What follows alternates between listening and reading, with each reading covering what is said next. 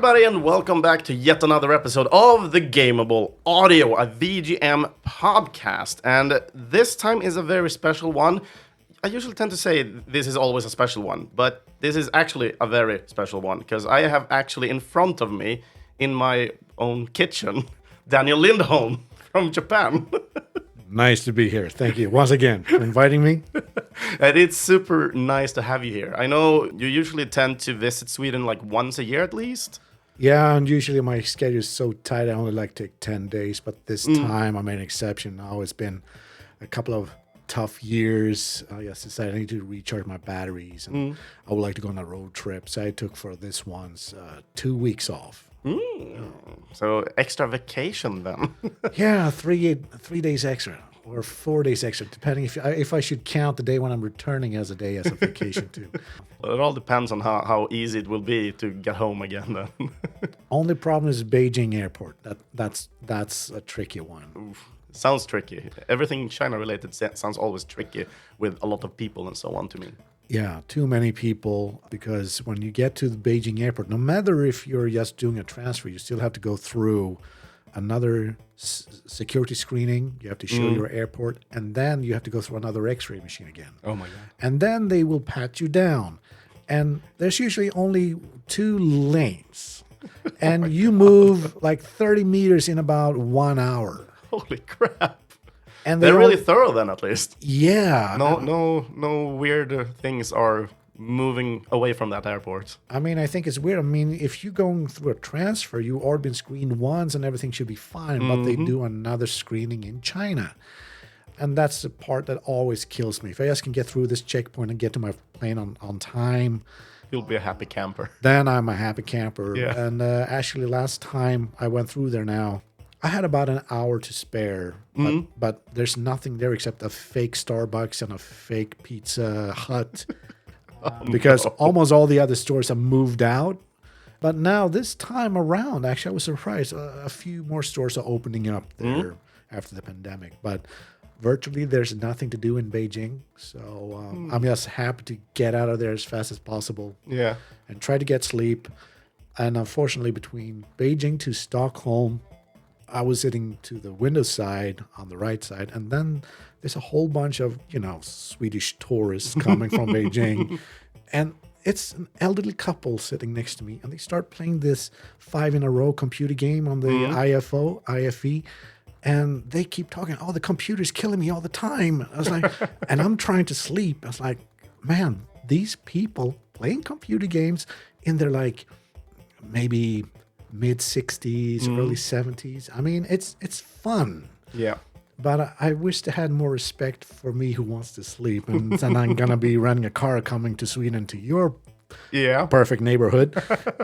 That's quite a hard challenge trying to sleep on that plane with those noisy passengers. But otherwise, I love it. Great.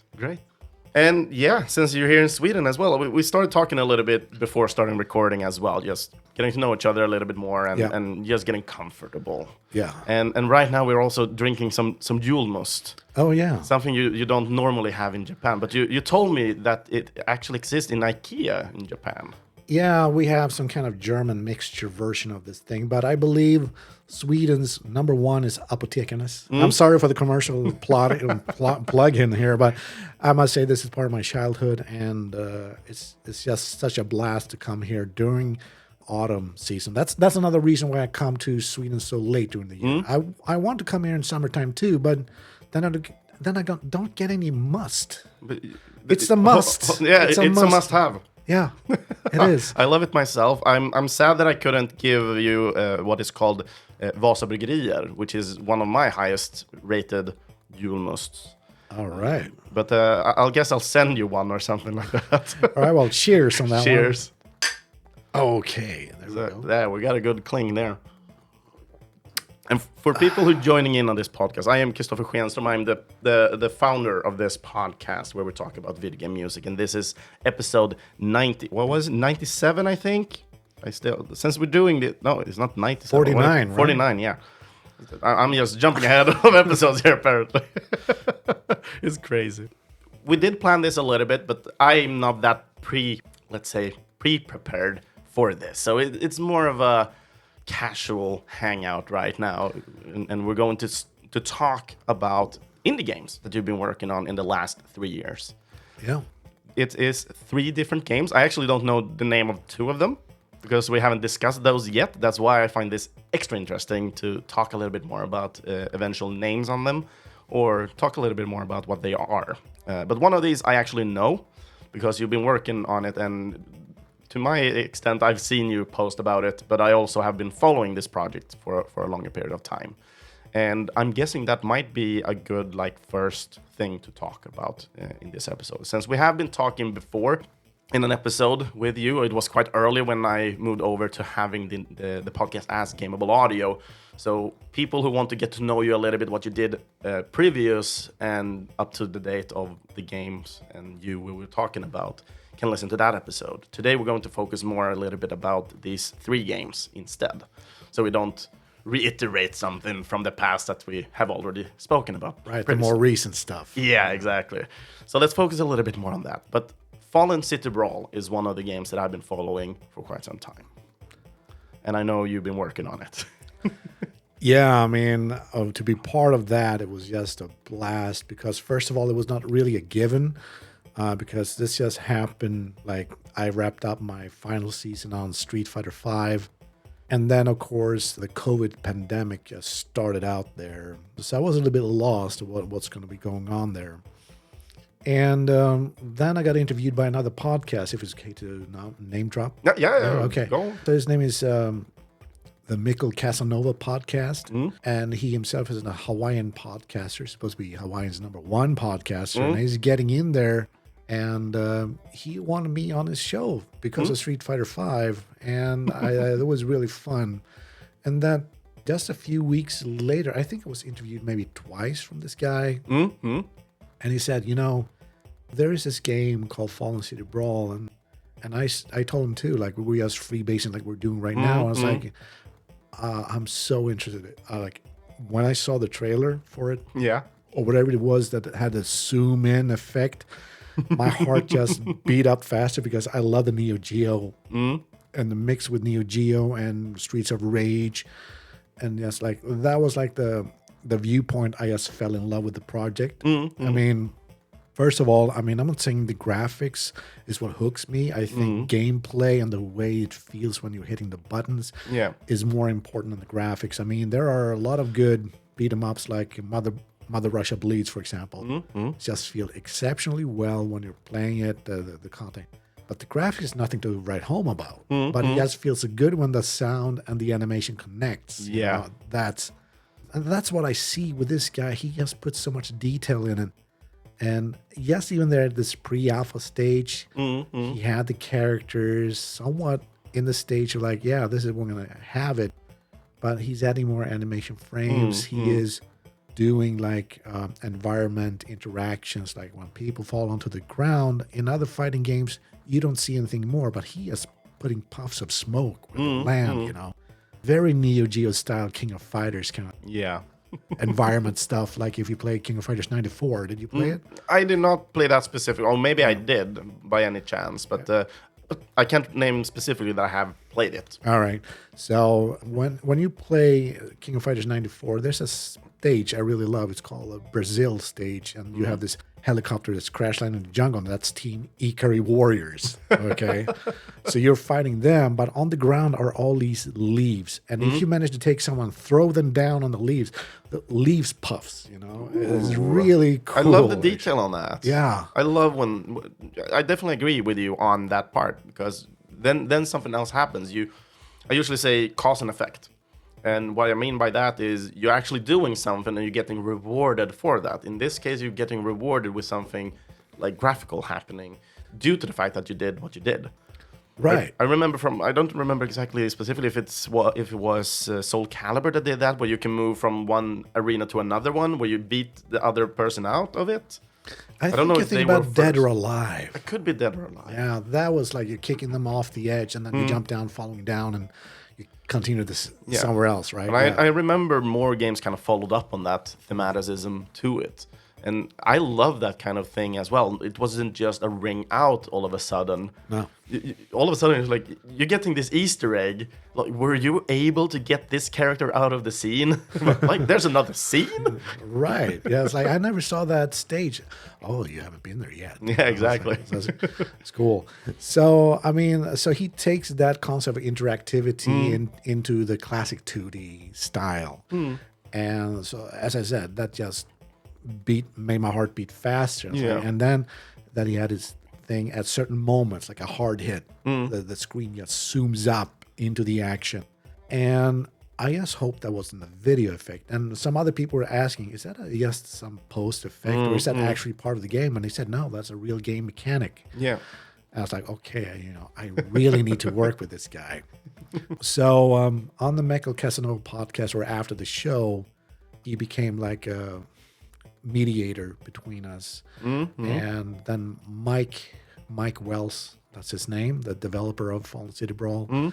Of course, he was like, can I really afford a guy who just made music for Street Fighter 5?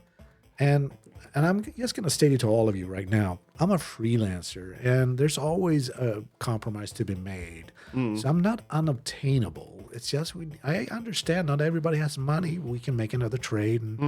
And so we started talking about that. Just let me help you because I really believe in this project. I told him first. So let's do like this. You are working on a promotion video on this thing. And Mike was, yeah, I got something I'm cutting right now. Okay, let me rescore that for you and make sure we can get some buzz going. Yep. And I did a rescore in about a week, and I did all the sound effects for that clip. So it feels weird to say, but all the sound effects in the clip is not going to be the sound effects in the game. Yeah. Because we're still designing it. So it was just more like a prototype, Yep. Yeah. Like vertical slice of what we call just showing a proof of concept and well, in this case, a more final product. But you cannot play it, the trailer. Yeah. True. No, but I love when you have that kind of authenticity to yourself. Like you really want to put yourself out there, but you also want to promote projects that you really love and adore yourself. It's not just about the job itself. No. Because that's something I theoretically can think about, that composers can think about sometimes. And I think this brings a little bit more understanding and ability of how you work. Yeah, plus it also gives me a responsibility that I never had before because now I get to become the sound or music director. I will give my first impressions of every stage he presents to me. I get a first chance to present my idea, and then Mike can say, yeah, I like that, or I don't like that. But most of the time he trusts me because he knows I have an instinct. There's only been like maybe one track that we're actually been rapping on it just for fun because I was like thinking, yeah, what beat 'em up did have actually vocals on it, and it was like a 1990s Konami fighting game called Violent Storm. And the first track out of the gate is a couple of people singing on it, and the music itself was inspired by the opening song from Beverly Hills Cop 2 in that game. Oh. A very good Bob Seger track is called Shakedown. Shakedown. So that was a reference track, but they took that stuff and they just tuned it for the game with some vocals going, ooh, wow! And then some vocals, small stuff happening all the time in the song. It's like, I should do like something unexpected they don't expect to hear in the game, like a vocal track with the actual lyrics to it. Yeah. So I presented him with one of the tracks and I said, yeah, this is awesome, dude. But the funny thing is that before we had that stage, it was supposed to be a beach stage. Okay. And just like something out of Street of Rage 2, for example, right? And then I had an idea like, yeah, let me do like Playing with the Boys kind of style, like very 80s. Another Kenny Loggins song there. But the tempo, the drum pattern was basically inspired by Playing with the Boys from Top Gun. Yep. But then he said, you know what? I'm going to change the stage to something more industrial. Okay, so now we're going into the 9 Inch Nails meets Clawfinger kind of territory here. So it's like, and that came kind of late in the process. So that was probably one of the last tracks I did. Yeah. And then I also asked Mike, do you gonna do like they do in Streets of Rage, like you can get a good ending and a bad ending? Mm-hmm. And he said, yeah, definitely, we're gonna do something like that. Mm-hmm. So then I wrote 2 songs, but in this kind of new millennium format. It's like songs are below like 2.5 minutes. You know, it's not 3-minute songs anymore. But the first song really is like a salute to the player. Like, yeah, you did the right thing. You know, like you're the hero, all this stuff. But the other song is kind of me as a character telling the player, mocking them outside the screen. You know, like, oh, we had so much fun together, but in the end, you stabbed me in the back kind of lyrics to it. And I'm here on the outside on the looking glass, looking back at you. You're so soulless. You know, I'm really taunting the player to get the bad ending, you know. To do better, though. Yeah, exactly.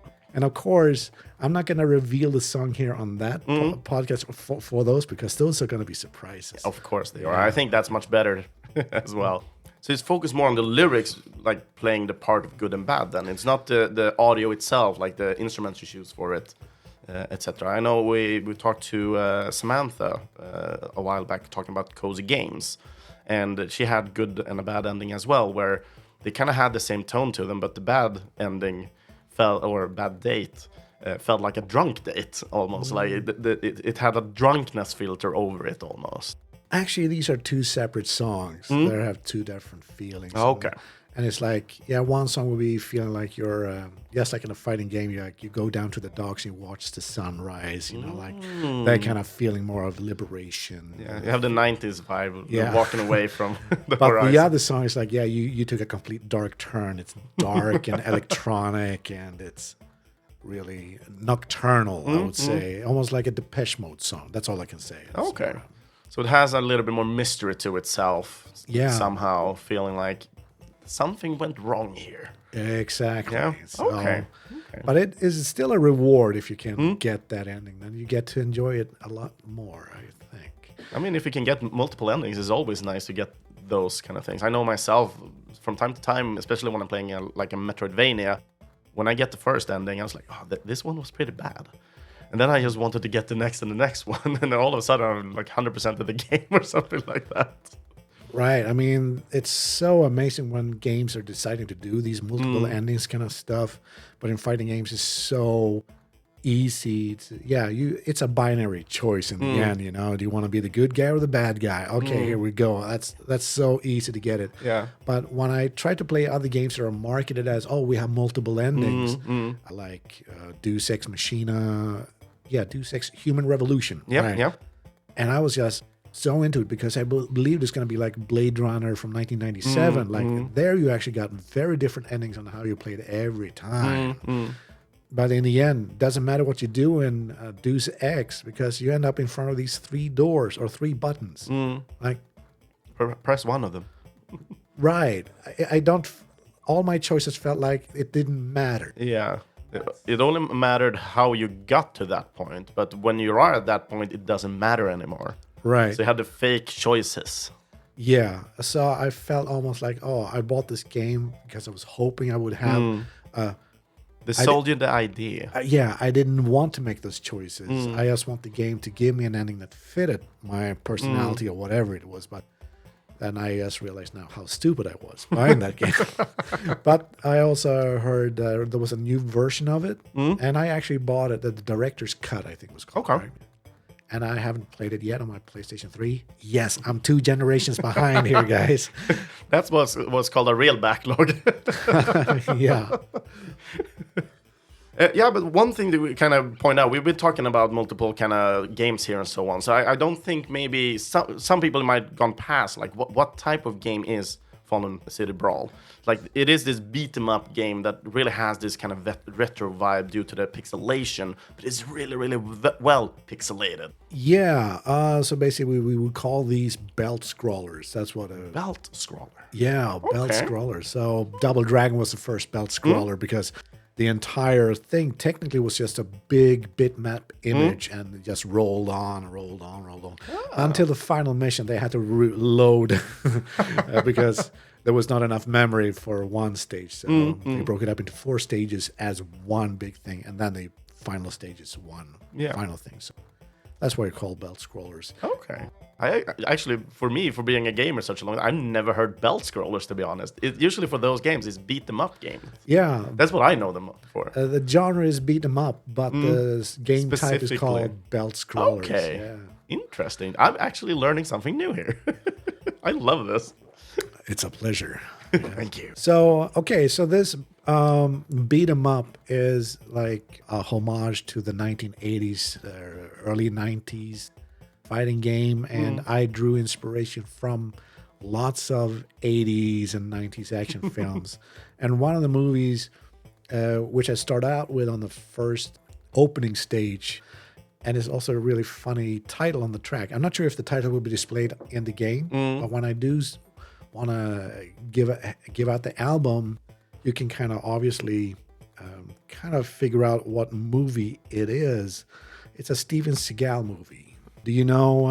I'm so bad in English terms. I've seen a lot of Steven Seagal, but with Swedish titles. Yeah, that's the thing. Swedish titles are very different from the original, right? But I think the ones that I usually think of when Steven Seagal is Under Siege. Right, that's a Under one. belägring is the Swedish one. Yeah, and that one is like his third or fourth movie, which he actually became a star. But he always gropes women in Weird places. weird places. Yeah. And twisting necks all the time. But his debut in Sweden, the movie was called Nico. Nico. Nico. But for the rest of your people in the States, don't scream at us. I know it's called Above the Law. Above the Law. Okay. Yeah. And my first track we're going to try to play tonight is called Further Beyond the Law. So I just really want to hammer down where this inspiration came from. I was like, there's such a cool thing with this track. When I saw the movie, I heard this synth patch doing something really like a modulated chord. It is a chord that's playing, but the sound keeps changing for every time he plays the chord. Just has kind of an undulating quality to it. And some blues guitar, almost like industrial rock to it. So I thought, hey, maybe I should try to do something that would fit for the first track. Yeah. So Further Beyond the Law. We'll see how well it goes for me fading it in now as well. Yeah. Doing this live. Here we go.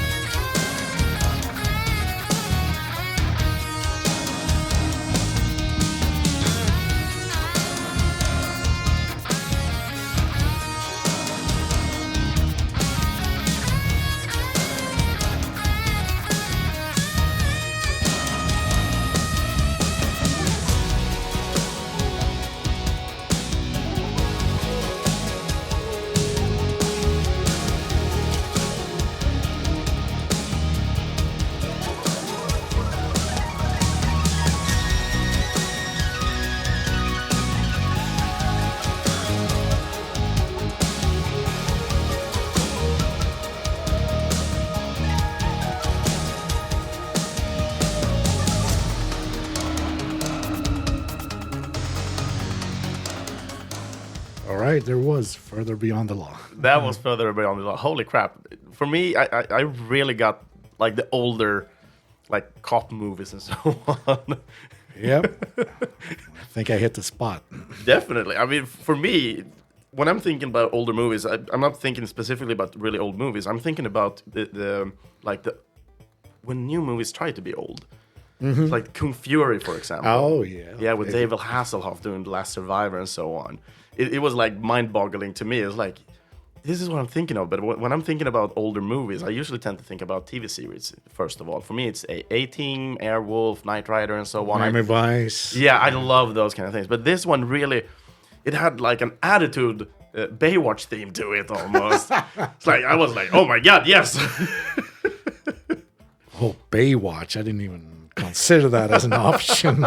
When I think about action, I don't think Baywatch. No, but I mean, things happen in the water too. So, no, but for me, when I'm thinking about older, for me, I loved Baywatch when I was younger. Of course, there could be reasons to it that I'm a boy. There could have been.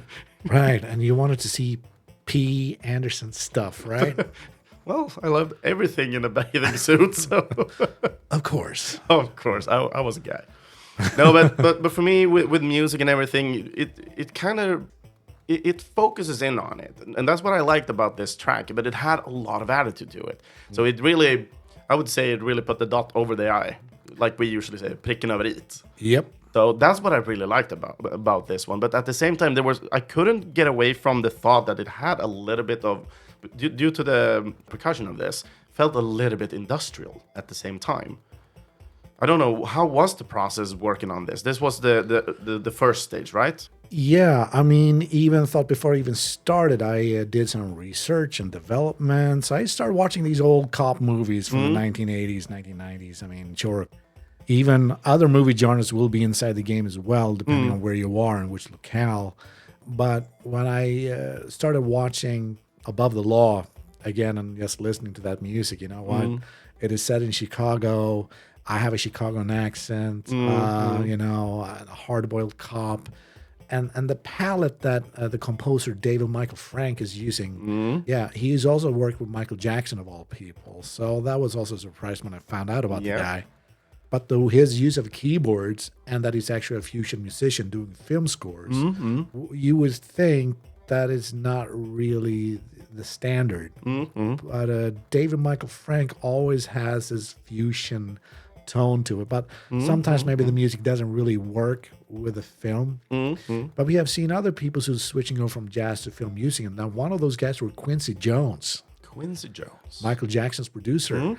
At one point, well, for 3 albums, including Thriller, but for him to also have a Swedish son and being married to a Swedish woman, you know, he went all the way from being a trumpet player in a big band, jazz band, and then starting doing orchestrations, jazz arrangements, and then he started to do film scoring, like in the early 1960s, and he started to do orchestral stuff, and that's very unusual for a black man to get into a very white industry when it comes to film music, you know. So, but I think people who are trained in jazz, like I am, I think this is like, you know, I'm gonna start with something easy, and this was an easy piece of music to put together because I know the definition of 80s and 90s, and David Michael Frank really hits a spot for me here.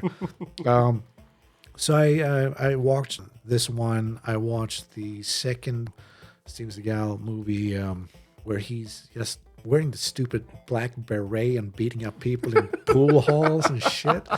It is... He's always beating up people in weird places, though. And he never gets a scratch. He never gets a scratch. But then, but he's always had, with Steven Seagal, a very rocky, like a fusion metal soundtrack to it. So that's what I aim for. And I like, as you said, I want to give the first stage an attitude, just like Final Fight on the arcade. Yeah. When I heard that first level track, I mean, I was pumped. Definitely. And it just put me in the mood, and I'm in a dark, brooding place. And of course, Fallen City Brawl starts with, the streets is on fire, you know, and the guy pounding down a metal door, you know. I was like, yeah, hell or nothing, you know, here we go. And so I think that was actually the song we should have on the first stage. So the people who've been playing the demo version actually have a song that's further down in the game. Probably a track I'm not sure we're going to be having in the game. So it might be a bonus track. Yeah. I'm not sure. Like the tracks that didn't make the cut in the end. Right. I mean, he have a concept of a track that takes place on like a Daytona race kind of establishment. But well, I really hope it's in the game. I don't know. I haven't seen anything because I'm totally blind to what's going on. He's just dropped hints. Oh, here are the like 7 or 8 stages we're gonna have. Here, so that gives you an idea what you should try to do with the music. and I have ideas. But I'm guessing here at the same time, if I remember correctly, he's a sole developer on this project as well. So Yeah. he doesn't have a lot of other people. It's not a studio per se behind it. Yeah, it's only one guy, and he does all the graphics, he does all the animation, he does all the programming and hit collision. And he also had a. Now, here's the thing. So, since we did that little promotion thing for Kickstarter, we did not get funded.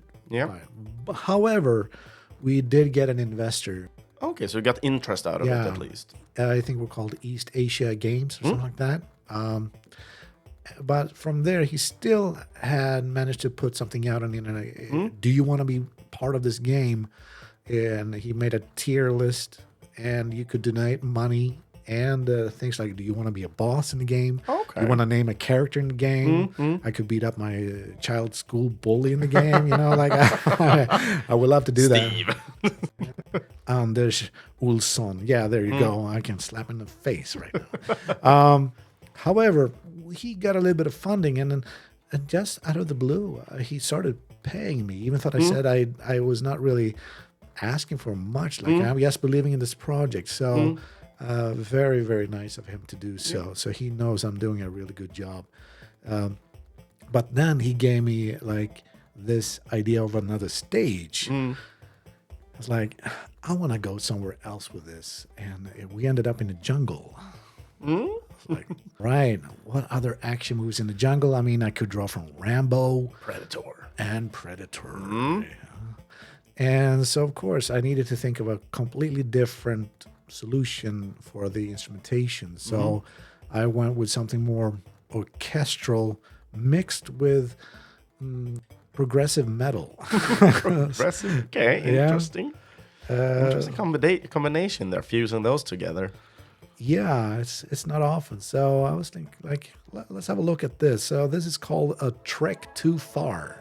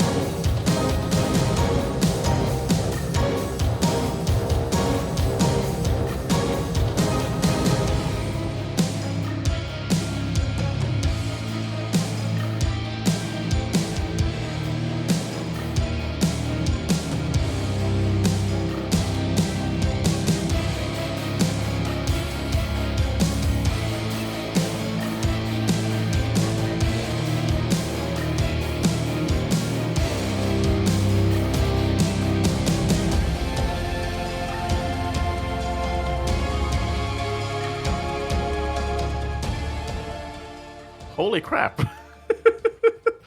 It actually felt so easy in the beginning of this song. I was like, oh, this is kind of a jungly, almost like I got this Jurassic Park vibe over it for some reason. Raiders of the Lost Ark in the jungle. Yeah. But all of a sudden, everything kind of pops in at the same time. I was like, okay, there's a lot of things to back here. The trek that went too far. There's a lot of happening on this trek as well, apparently. Yeah, I was like, I hope I didn't go overboard. To me, it felt like it's a lot of things packing into this one. It felt like it has a lot of layers and so on. It felt like it was a lot of instrument working at the same time.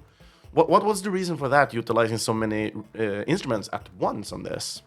thinking like, oh, this. Of course, it was a great track first of all. You saw me head bopping and everything. Yeah, but yeah. Of course, I would always love to pick the brain a little bit to see the thought process in this.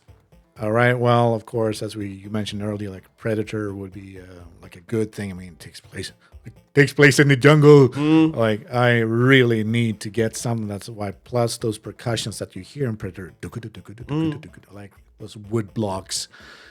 For me, I think that was like the starting point. And then I was like, this is a strange place. It should not really be in a comfortable measure. Like usually pop music goes in 4/4 measures, like a kick drum in a techno is going 4/4, 1, 2, 3, 4, 1. But this one has an odd measure, which is a 7/8. Yeah. So 1, 2, 3, 4, 5, 6, 7, 8. 1, 2, 3, 4, 5, 6, 7. 1, 2, 3, 4, 5, 6, 7. 1, 2, 3, 4. So it's off kilter, It puts you on ease with a pulse and everything. And that's when I decided, what other stuff works in 7/8? Of course, progressive metal. This is kind of like a staple of standards when it comes to Dream Theater or these other cats from the 1970s who like to work in odd measures, like Palmer. I think they're called ESP, something like that. Okay. That is kind of cool, especially having the chugging guitar helping with the big cello and contrabass accented that together with some of the drums too. So I think together it felt almost like you were at those concerts where you had the rock band and a big orchestra for those power moments. I think it was Guns N' Roses or Metallica had an orchestra. Yeah, I'm pretty sure Metallica had one. Yeah. So I was like, how can we make that progressive track to feel more cinematic? And plus, now, here's the thing. I wanted this soundtrack to sound expensive. I really wanted it to sound like, we actually put a lot of money and effort in here, but all of this is made on a computer. Yep. But everything is hand-tracked, meaning that I'm not taking any, not every hit is perfectly on the beat. Everything is like a real-life player. So I've been playing myself as, what could it be, 30 different people, so then try a track and somehow sync it all up to a natural beat somewhere. And I feel like some instruments does not work to be quantized, especially strings or pianos or stuff. They should be like, if you're a MIDI programmer, these instruments should be off limits, no quantized, nothing on it, because otherwise it sounds robotic. There's no soul to it. The things that I do quantize is usually a rhythm instrument, like a shaker, but then I have like live elements on top of it, so the human rhythm it blends in. Yeah. So it kind of goes back and forth. Sometimes the piano's a bit ahead, sometimes maybe the guitar's a bit behind, but it kind of always goes back and forth.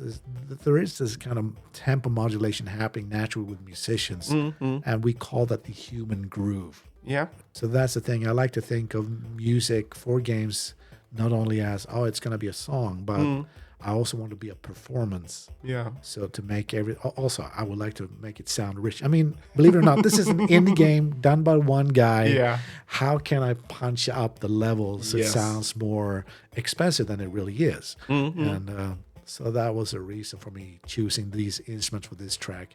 Most of the other tracks are more like a blend between electronica. There's some hard rock, like if you've watched the Rocky movies, there's some stuff in there. There is a rap industrial track as well.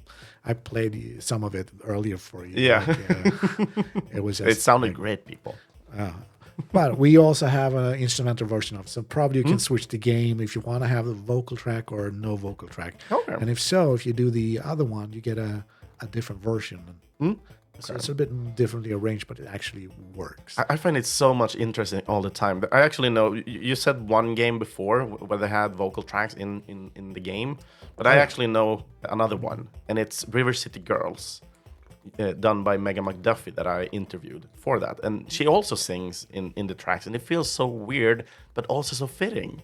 You don't really hear that much. Usually when people add vocals to something, it's usually for emotional impact. Like we're listening to You Were There from the Ico game, for example. It has a lot of emotion to it when going through it. But all of a sudden, going through a beat 'em up game and it has vocals to it. In River City Girls, she's singing about bullies, and Right. in this game, you sing about what you sing. Yeah, actually, we can maybe touch on that track just a little bit, but it's actually funny because it's a thing that happened during development, but not on Mike Wells' side or my side. It was like something completely independent happening in my life on a different side. So I decided, I'm working with a narcissist in the music studio, and it will be called the Peter Principle. So the most unqualified person is sitting above you, but they still want to control you, and they think they know all the lingo when it comes to music and stuff like that. So for me, it was just a endless exercise talking to a toddler, basically, and he's supposed to be my boss. But so I decided to write a diss track. Yeah. And that what's in this game is a diss track to this guy who like his priorities are all wrong. Like he does everything to get like this look at how successful I am. Oh, I'm standing in front of a McLaren 570, but when I look at the picture, he stands in front of a McLaren, which is true. Yeah. But the license plate in Japan is very interesting. I believe it says we have. Yeah, I cannot write it here, but for you, I'm gonna sign it. So it's like, from your point of view, it looks like an N, but with a slight curl on it. Okay. And this means wa. Wow. And that means it's a rental car. More like, what are you doing? Yeah, what are you doing? You think you're cool, huh? Yeah. But it's also interesting always when it comes to so many different people. First of all, you're writing from experience, which is also a great example of how to compose well, in my opinion. Utilizing expertise and experiences from your life all the time. Good and the bad. I mean, in the end, it could be really, really good as a tool from your toolbox to utilize. But at the same time, trying to be something you're not also is something that will fall over time as well, because passion in the end will shine through way more than trying to trump somebody else. Right. Yeah, I mean, it's like sometimes I believe we all are more passive-aggressive, so more or less. And how do you take it out? Should I just go and punch the guy in the face and take the direct approach? Or do I take the soft approach? Yeah. I think I take the soft approach. And of course, nobody will know who the guy is I'm talking about anyway. So I was thinking, and the place or the title of the track is called Dead Rust. So it's more like, he displays this authoritarian thing, But as long as you get flushed into the water, rust, well, metal, steel will rust really quickly because of their surface level thing. So I think it makes sense because that I think that the level itself is actually a railway track submerged in water. Oh, okay. So there's kind of a little bit of symbolism in there too, but of course Mike doesn't know that. But, soon it will. well, now people will know when they listen to it, right? This is personal level music. Yeah. It's like That's why it's so much better. Yeah, I mean, if I didn't have music, I wonder what I would do instead. And a lot of people in Sweden, in my time, it was either you pick up a sport, you join a team, or if you go through music school, which in my time, this is weird, Now I feel like an old man. Back in my day, you had to have skills to get into a music school. But today everybody can get into music school. But the level is not as high as it used to be. So in third grade, we all have to play recorder. You did it as well, right? Yeah. I did not. You did not? No, I don't remember playing the recorder. I remember playing guitar. Really? Yes. Okay. So we had guitar classes separately as well, but also in music class it usually was, because for some reason buying guitars were apparently cheap. I don't know how, because recorder is such a smaller instrument to play with, and I don't remember playing. We talked a little bit about the instrument before, the gurka, cucumber instrument, triangle, and so I remember those like really simple. You had some. We actually drums. call the guiro. Yeah. Okay, I'm learning more. Guiro. That's where okay. it gets the sound. So actually, I believe it's a Latin American instrument. Yeah, Okay. for sure. Yeah. I always like how many different kind of shapes and so on it usually tends to have. It's not just a wooden stick that with notches in them or something like that. Right. You could have those, but I also seen like frogs having the same kind of Oh, yeah. notches too, and it becomes a really beautiful instrument all of a sudden. Yeah, I mean, I think percussionists have some of the most awesome jobs to look at these weird shapes and even do more than just playing them with a stick. Like we were saying, they have that little like slide whistle, whoop, you know, like and do all these fun stuff that no other instrument can do, Yeah. you know. So I think if I could turn back my career instead of being a saxophonist from the beginning, I would probably like to be a percussionist. To enjoy all the weirdness. Yeah. Embrace the weirdness. So back in my day, so if you were in a school class, we had like an instructor coming to our school to evaluate us, and during like a 6 month, the last 6 months of our study term, we would get evaluated, and then we get to do a little test, Okay. and then maybe out of a class of 30 people, only like 4 gets into the music school. So it was actually a little bit of a competition. Yeah, it was pretty harsh on how many people trying out and how many actually got in. Yeah. Played with 30 people and only 4 got in. That's a little bit over 10%. Right. And then from like every county had a music school, right? And then you tried to get him into the central music school program. So there was also limited space, Yeah. limited amount of teachers who can teach instruments for these certain amount of hours. So it meant that whoever got into music school back then possessed some kind of talent. And Yeah. of course, I was part of a musical family, and it's always been like a tradition. Okay, my oldest brother got in on a trumpet. My mid brother, he got in on the clarinet. Yeah. And then it was my turn to find an instrument, and I wanted to try out the drum kit. My father said, it's too expensive. Okay, electric bass, you just play one line. It's like, it costs about electricity, and you need an amp. But he plays synthesizers. So These expensive he was trying to aim me towards an instrument. I really wasn't sure it was going to be right. But then I thought, okay, I'm going to try the trumpet. I could not make those fart noises sound right at all. And then I tried the clarinet. I don't understand. I couldn't make a single sound out of the clarinet. And then I almost gave up. But then I got to try the saxophone. And that was the sound I could get out of it. Okay. My father got his trio. So that was kind of his plan all along, that he would have arranging music for us 3, and we're playing in church and stuff like that. Even though I'm not really religious or anything. But it was just a fun experience to play together. And then after music school, and when you're finishing up your junior high at 9th grade, we got to go into high school, or a gymnasium, as we call it. Here again, Sweden now has too many gymnasiums, or high schools that have we call it the aesthetic program, or an art school program, or whatever.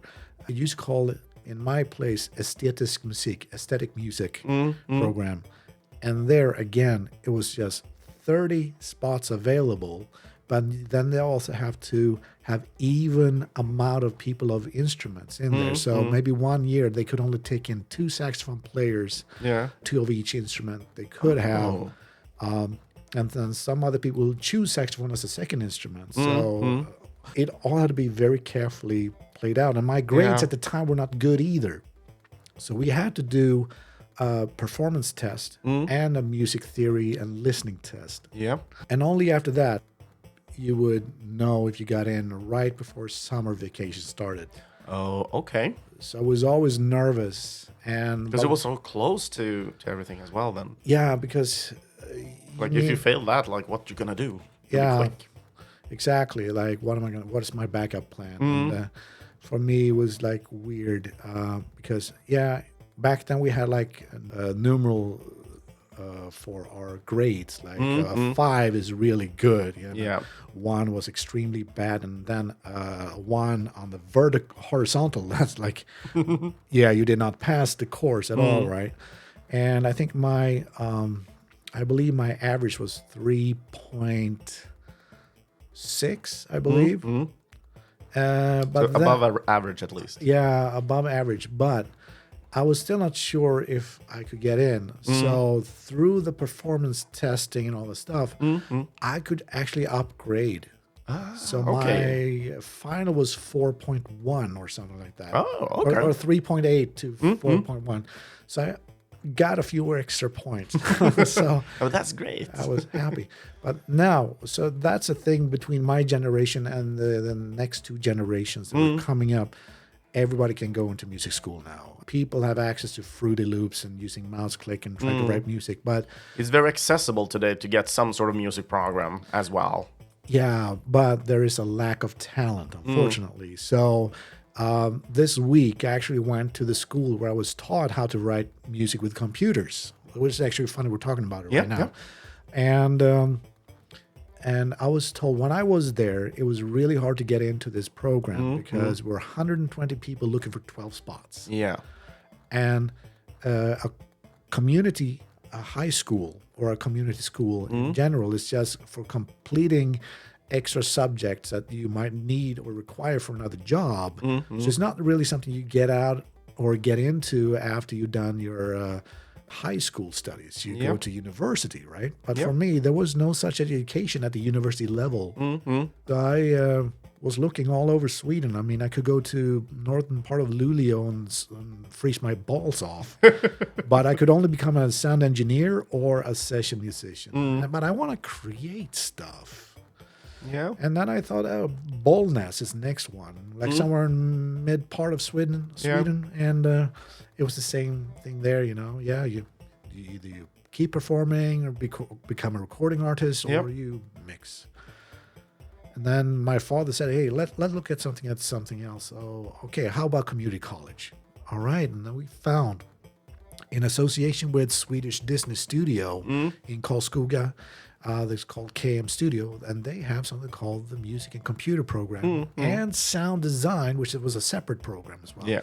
But we all converged together into this place, and that's how I started to appreciate how to write music using computers and using samplers. And we also had some old mixing tables that ABBA were using back, like really old equipment where we actually were using recordings still on tape into the digital hard drive. So I was just like at the conversion of hard disk recording and analog. Yeah. So I've seen both worlds, which is crazy to me. But how do you feel about that experience, having to see both worlds as well? Like, do you feel like you're at the apex of that kind of transition as well, and have it helped you in some sense? Yeah, I mean, it just tells you how good musicians have to be in the analog world to make a take. And I mean, every time you record something on tape, it degrades. Yes. You know? And so you really have to be on top of your game. But today, you know, everything is digital. It doesn't matter. You can be as bad as you want to be, but you require 150 takes to just play 3 notes right. So I think in that way, computers made it a lot easier for everyone to make music. But still, we are also getting these easy, accessible sounds to just drag and drop into a project. And as people say, oh, I've written a song, but all I can see is that you've been using other people's work. Yeah. I usually tend to say that is more heartless work because there's no real soul in it. I know we had been talking a little bit about souls when we talked about this previously, but that is also one of the things that becomes problematic in my opinion, especially now with AI and everything. It really loses the integrity of the soul in music. Because of course you can have an emotional text being sung by an AI or something like that, but how they interpret that emotion is so much different from hearing a real person singing it, in my opinion. Right. Because there is, like, the problem is the training data. It's very... That's what's so dangerous about AI, and people are now relying on AI to write ideas for songs. The only reason I've been using AI is to get an idea from my point as of writing lyrics. I just want to see where it takes me. And if it's like a direction I really like, you know, I'm just going to say, I can write something like that. But then I don't rely on AI anymore. I just try to remember a snapshot, but then I go and find my own sounds and write the song. But I still have the lyrics that I've written for the AI and say, copy, paste, over there. Yeah. Cool. I got something I can work with now. But yeah, AI is not a final solution. It's good for like people who wants to pre-visualize something when it comes to movies and stuff. And like now we're getting really good at having AI that can stay consistent, which we didn't have a few months back. Yeah. But did you see those crazy what if Final Fight or Streets of Rage was a movie and people are making these video AI stuff? I haven't seen the AI versions of those, no? We gotta watch it later. We gotta watch it later. Yeah, it's just gonna blow your mind. And I was forward looking to at it. it, and it was like, whoa, that's what I talk about pre-visualization, or like a concept. And Yeah. that's a great way to use AI. But of course, in the end, you cannot use it in the final product. Yeah, of right? course. So But I see a lot of people utilizing AI today to make like fan-made what ifs, like trailer things for movies that doesn't exist, or right, it's or not even- Matrix made in the 1950s. Yeah, you know? Yeah, but those are more like still images made a few months ago. But now they're taking it one step further. Yeah. It's now video, Yeah. which is crazy to me. It is. But it's like, oh, cool imagery. I want to write music to that. Yes, to get something. Because this is something I would like to tell all of you who are about to write music for computer games, using reference material. Having your music complementing a visual element will always get you a higher chance to get a job, especially in games or films. We need to be able to present music to a visual medium. Yeah. And so there are plenty of places where you can get free movie trailers or something like that. Just import to your project and just have fun with it. And that's how I started, actually. I started rescoring trailers about almost 19 years ago. Okay. Yeah. Then it started getting like some acceptable, like, oh, Apple iTunes Store. Oh, this is a trailer. Oh, it's really high quality. Boom. I can drop it into my sequencer and figure out what would I do different compared to the music being dropped. Yeah. You know? But is this something you think is good to apply today as well, making for trailers, for example? I think it's a good way for me to just exercise my chops. For others, now today, trailer music has been made as a formula, just like pop music is today. And that means they don't need to see anything. It's just the trailer has cutting the music and the visuals so they match. So you don't really need to worry too much about that. But I do think if a trailer has the music that's going to be in the movie, I think that's more powerful, because I remember seeing the Star Wars Episode 8 trailer, and you hear that, you remember with that note on the piano, that was like a staple for a long time.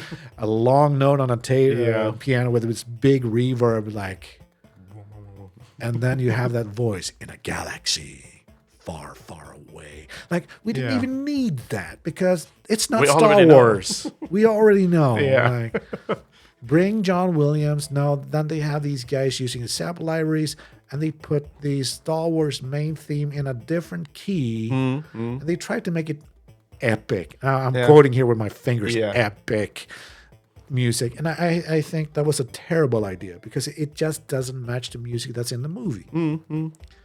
And also to the music that we know and love and adore. Right. For the same thing.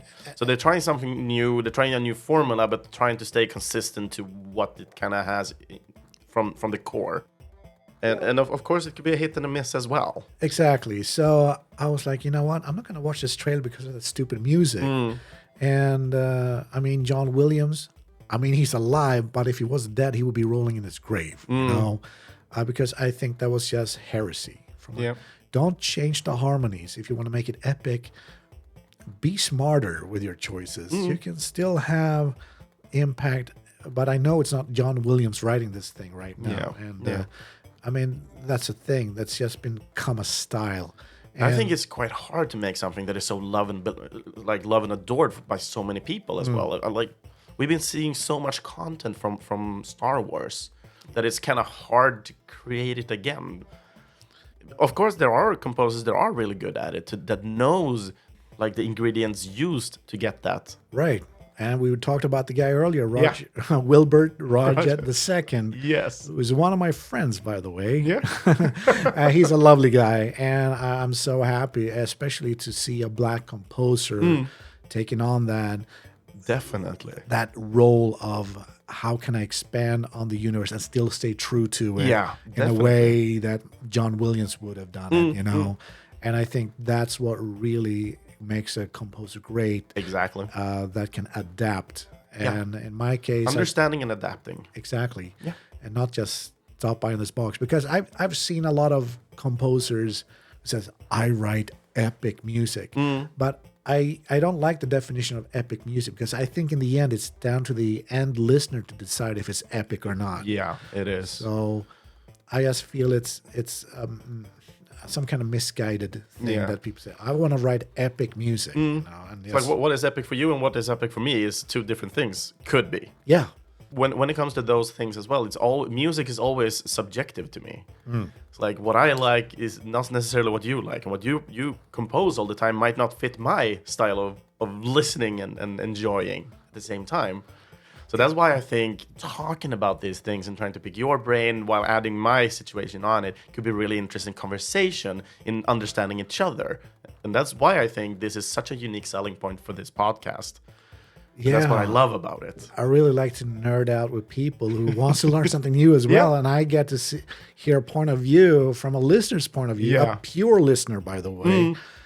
For me, it's extremely fun because right now you're listening to this stuff for the very first time. They're presenting you for projects that are still in progress or somewhat complete. Actually, right now, one of the projects here are complete. Yep.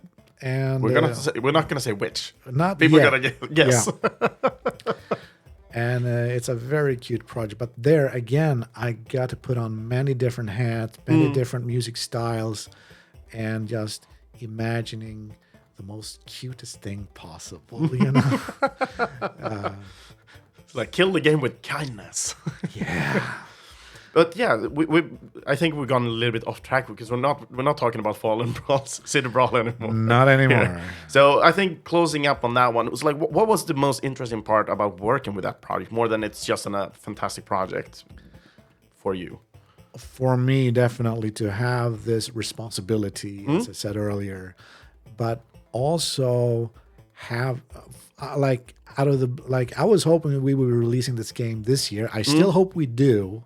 But Mike told me that, man, your music is so good. I really need to polish up the game so it matches the music even better. So I feel very happy that he's going to take the time to make the graphics match the music. So from that point, I'm extremely proud to inspire others to do harder work. And remember, he's just one guy, but definitely it's an amazing guy. Sure worth the wait. So, Mike, keep up the good work. Definitely keep up the good work. I mean, I've been following the project for such a long time, and I'm super excited for it as well. So, I'm just totally stoked. Yeah. So that is probably the most proudest thing about this project. Plus, I have the freedom to do pretty much I want. So you're basically the lead composer in this sense, then. Yeah, actually, of course, Mike might have the last saying in the end of implementing it or not. Exactly. So I mean, comparing work with AAA, I'm just a tiny cog in a big machine. Yeah. And I don't have a mind of my own, except do your Daniel thing. Like, what's a Daniel thing? Like, it's just like the Mario thing, you know? It's like, yeah, I mean, that's a hard thing for me to, what is my thing? I don't know what my thing is because I don't like being locked in a box and just having a style. I like to do anything, you know? So it's really hard for me to define what is a Daniel thing, but other people know what the Daniel thing is. And I kept asking, what is the Daniel thing? Can you define it for me, please? But no one can really define it. Okay. So I'm still happy that I'm not, like, no one can point and say, that's me. Yeah. Or when they listen to it, they have no idea that it's me. And that makes me very happy because that means... You don't want to be identified specifically by the music, then. Exactly. I want to be, like, everything new. I would like to, a lot of composers just sit down and they have maybe a template they start from. But it's obviously clear that if you use the same template for many, many things, people can spot you, right? Even more funny, I know this guy, I used to know this guy. He's not I'm not going to mention his name, but he's from Britain. And at some time, he used to go to LA for a vacation. And he ended up in Hans Zimmer's studio. Like you do. Yeah. But he was only there for vacations. But he did some work technically illegally, I would say. Okay. But the strange thing is then just a few weeks later, he announced that, he's been working on the Terminator Genesis soundtrack. Mm-hmm. But the funny thing was, I was watching Terminator Genesis. It's a shitty movie. Yeah. But I could spot where he was doing his stuff. Okay. So he has his style that you could identify them. Yeah. So even he was sitting using the computers that the Hans Zimmer's big farm of composers are using, like we have the same string libraries and all this stuff, but I could identify his style. So I just told him really funny, like, so you were on the bridge, huh? And with the bus scene and all this stuff. And it's like, how the hell did you know that? Yeah. Like, I hear what you are, you know, like. But how does that make you feel as well? That you can easily, maybe you have a good ear to identify those things, but for you, were you proud that you could find your friend in such a moment? Like you were proud that you found his style? I mean, it's definitely him because I kind of can identify some of his core styles or techniques that he used. I think techniques is the signature of a composer and like what music instruments are doing what. Yeah. That gives me a like, for me, I really love, like if we talk about film composers, I mean, we know what John Williams sounds like. Yeah. You know, he also have those flares of quick flute passages or trumpets are going, you know, yeah, that's John Williams, right? By that technique, you know. If I take Jerry Goldsmith, he likes these dreamy chords, and you think Star Trek. But then we go to a composer. I know just by hearing the drum percussions, I know it's him. And it's like you listen to Back to the Future. Yeah. Of course, you know who the composer is. Me and names all the time, but I listened to the soundtrack a couple of times, and I love the movies. Yeah. They're really, really good. Of course. So when you listen to that and then you listen to Predator, you listen to the snare drum. Oh, he did the same technique in Back to the Future as well. It's like, Okay, so just by listening and identify a specific instrument could prove a point of technique then.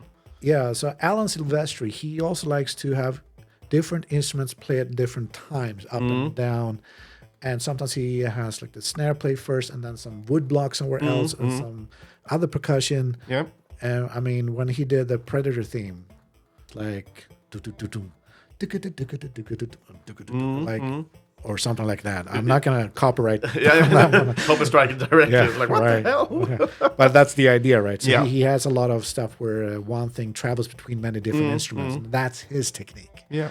But I'm guessing also, even if you have one, let's say you're a one-hit wonder as well, but even though you create a lot of things, but it doesn't really walk off to the wonder kind of plane, even if you have just one section, I think, does that create an identity just because you become famous for that specific thing, and that would identify you like for the rest of your life because of that?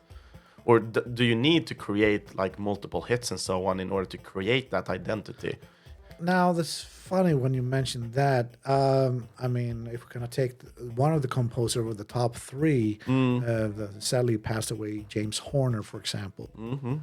I mean, I can identify him as well just because the way he has like almost like a little cheat sheet. Okay. Like he has written up this musical material, like this little melody here represents danger. This thing represents love. This thing. And you can hear through all the movies, he's using the same motifs. Yeah. Yeah, like the small idea is called a motif, right? So it's not really themes. It's just like these markers that he has. And so like, I'm running out of time. Well, I can use this thing here. I can use this thing there. He has a shorthand writing style just to speed up the process. He's very efficient in that way then.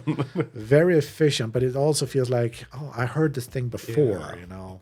So it's not original all the time, it's just efficient. Yeah. But then also during the time when he was working, especially when we talk about aliens, he virtually had no time. Yeah. And he just came off from Star Trek, The Wrath of Khan. Khan!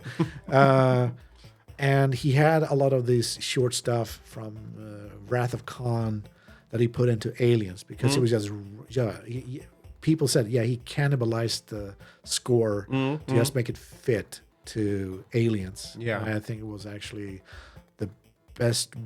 I mean, people say, "Oh, this is one of the best scores ever," but he obviously hated it because he took so many shortcuts. But he virtually had no time. Like the release date was staying there, and like James Cameron didn't understand the process of writing music, and I think that's a thing a lot of developers suffer from as well. Then, especially back in the day, where even from starting point of starting developing like a movie IP, for example. They usually is like, yeah, you have 3 months to make a game. It's like, what? Nobody can make a game in 3 months. You have 3 months. It needs to coincide with the date of the release of exactly. the movie, right? Everybody needs to be excited. So no wonder all these old IP movie titles for video games were really crappy. Yeah. Because they were really needed to have those kind of structural integrity that were already from other games. Right, and choosing a game engine. I mean, the funny thing, Doom was not supposed to be Doom originally. Mm-hmm. It was supposed to be the Alien IP. But id Software said, you know what, we still want to do our own thing. But then I'm so happy that someone modded it to Alien Doom later. It was fantastic. But that's how they started first. Actually, they were doing a D&D session, funny enough, and then I brought the portal from hell onto Earth, and then boom. I was like, oh, can we do something with the aliens? And so they actually were asked by 20th Century Fox, can you do an alien game? And they were thinking, no, we want to do our own thing. Yeah. So that became Doom. So yeah, amazing. And hopefully for the best as well. Yeah. I mean, if it would have been an alien game, what could it have been due to the fact that they had a lot of more pressure on to themselves of creating something? And of course, 20th Century would probably breathe down their neck and say, we want an early release date. Exactly. And we would not have the good game that we have. And then we got the other AVP, Alien vs. Predator games. On the Atari Jaguar. That was a classic. Horror. Yeah, you can only move very slowly to the right or left or go straight or go back. But not look up, not look down. I don't think you even could jump in that game. Oh my God. So you have to, once you kill a face hugger, you are forced to walk over that acid blood no matter what. Oh, horrible. That's really horrible. Oh my God. Anyway, we have more games to discuss as well. And I actually don't know this game because we did not prepare me for these. And I kind of wanted to have it not prepared as well. Right. So, which is the second game that we're going to talk about today? And where does it come from in this case? This time, this game has now been released on the Nintendo Switch. And I think it's coming out on Steam as well. Okay. And it's called Danlab's Golf. Danlab's Golf. Yeah. This is actually a short name of the artist himself, Daniel Labrie. I think. He's from France. And he likes golf, apparently? Well, this turns out to be mini golf, actually. Mini golf as well. Yeah. Okay. A very, very cute mini golf game. So he told me, like, what if you mix the Muppets with, like, cel-shaded graphics and cartoon looks? Right now I don't have the Wi-Fi on, so I cannot really show you, but I'll show you later. Maybe that could be the picture of this episode, maybe. But he has spent so much time on other projects as well before he asked me. He just came out of the blue. He just sent me an email and said, hey, I am Daniel Labrie. I'm working on this little mini golf game, and I think your music would be perfect for it if we have time to speak. Let's talk on Skype. Do you know specifically what he had been listening to that you released? I probably think he's been listening to a lot of the Street Fighter stuff because he knows the versatility of all my stuff. So I was actually very shocked when I got it because I had no project at the time. Yeah, remember, all of these happened during the COVID. So it was nothing with no guarantees, right? Yeah. But then people are looking you up, and this guy knows, he's not unobtainable. So probably he listened to a podcast too, Yeah, could have been. When told him that. And he said, I have this game. It's more like a passion project if you want to work on it. I cannot offer any pay, but... and I said, don't worry about it. Let me have a look at it, and maybe we can do it in a different way. I mean, if you get sales on it, and if you let me own the rights to the music, I can probably sell it on iTunes or something like that later. Yeah. So, no problem. So he showed me the game. He showed some early alpha footage. And in the beginning, it was a little bit rough, but I get the idea. It's like also a mix between me characters. You can see like they have a body, but they only have like these balls for hands floating in the air with a club, right? But the character itself, they're very lively, greatly animated idle animations. And if you're in the menu screen before the game boots up, you can see this bird flying around in underwear around the island. It's really bizarre, but really But it sounds very cool. humorous then. Yeah, it's great. And every little animation, he said to me like a few months ago, I still have 300 more fish to design because he's putting in mini games. So it's like, oh my God, he does everything. He does the 3D engine. He's made sure it's optimized for Nintendo Switch. Oh, he's as making well. his own engine. Yeah, well, not, but Or all the building on graphics. top of something. Yeah, it's like Okay. getting the optimized efficiency for Nintendo Switch, which is the weakest platform, right? And then have the same style for the PC gamers as well. So he's been very good at optimizing the code for it. And, But since you have a character and so on, it's a mini golf game. Is this some sort of mini golf in the sense of like an isometric style where you see from above, like an eagle? no, you see the cartoon character from behind, Yeah. but The third person. associated, yeah. Yeah. And then you have some special objectives, perhaps that like there was this game called Sandy Golf. Do you remember that? Sandy golf. No, Yeah. I don't think I might have heard of it, but nothing that stuck in my mind. All right. So this golf game was on the Atari ST and Amiga first, and then was ported over to the Sega Mega Drive Genesis. So basically, each golf course had some kind of a gimmick to it. Like you need to maybe collect coins, or you need to achieve a certain star to get a special score. Of course, your main goal is trying to get a hole in one, obviously. Of course. But there are these Bonuses like and so side on. objectives to it on the side on the thing, right? So, and he told me the idea. I was like, yeah, that's actually, I've been looking for something like that, something a little bit crazy, a little bit, but still also very child friendly. Okay. So this is something that works for everybody. I think the humor is great. As I said, on the main page, you have that flying bird with the underwear.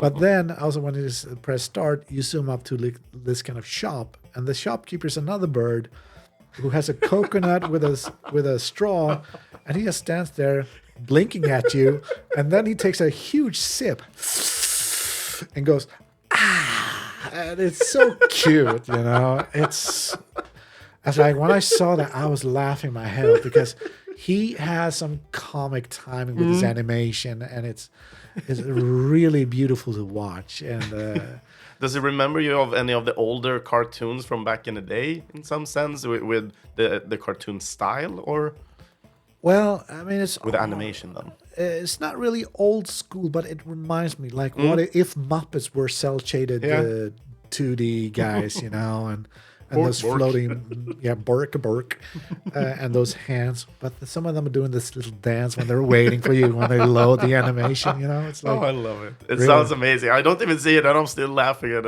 I'm almost crying. yeah. So basically, I was thinking we're gonna play two complete opposite styles. So we're gonna take stage one, which is basically the beach. Yep. And then later I'm going to play something that you do not expect from this kind of game, right? We're going to hell? Or back. Nobody knows. Right? Here we go. Here we go.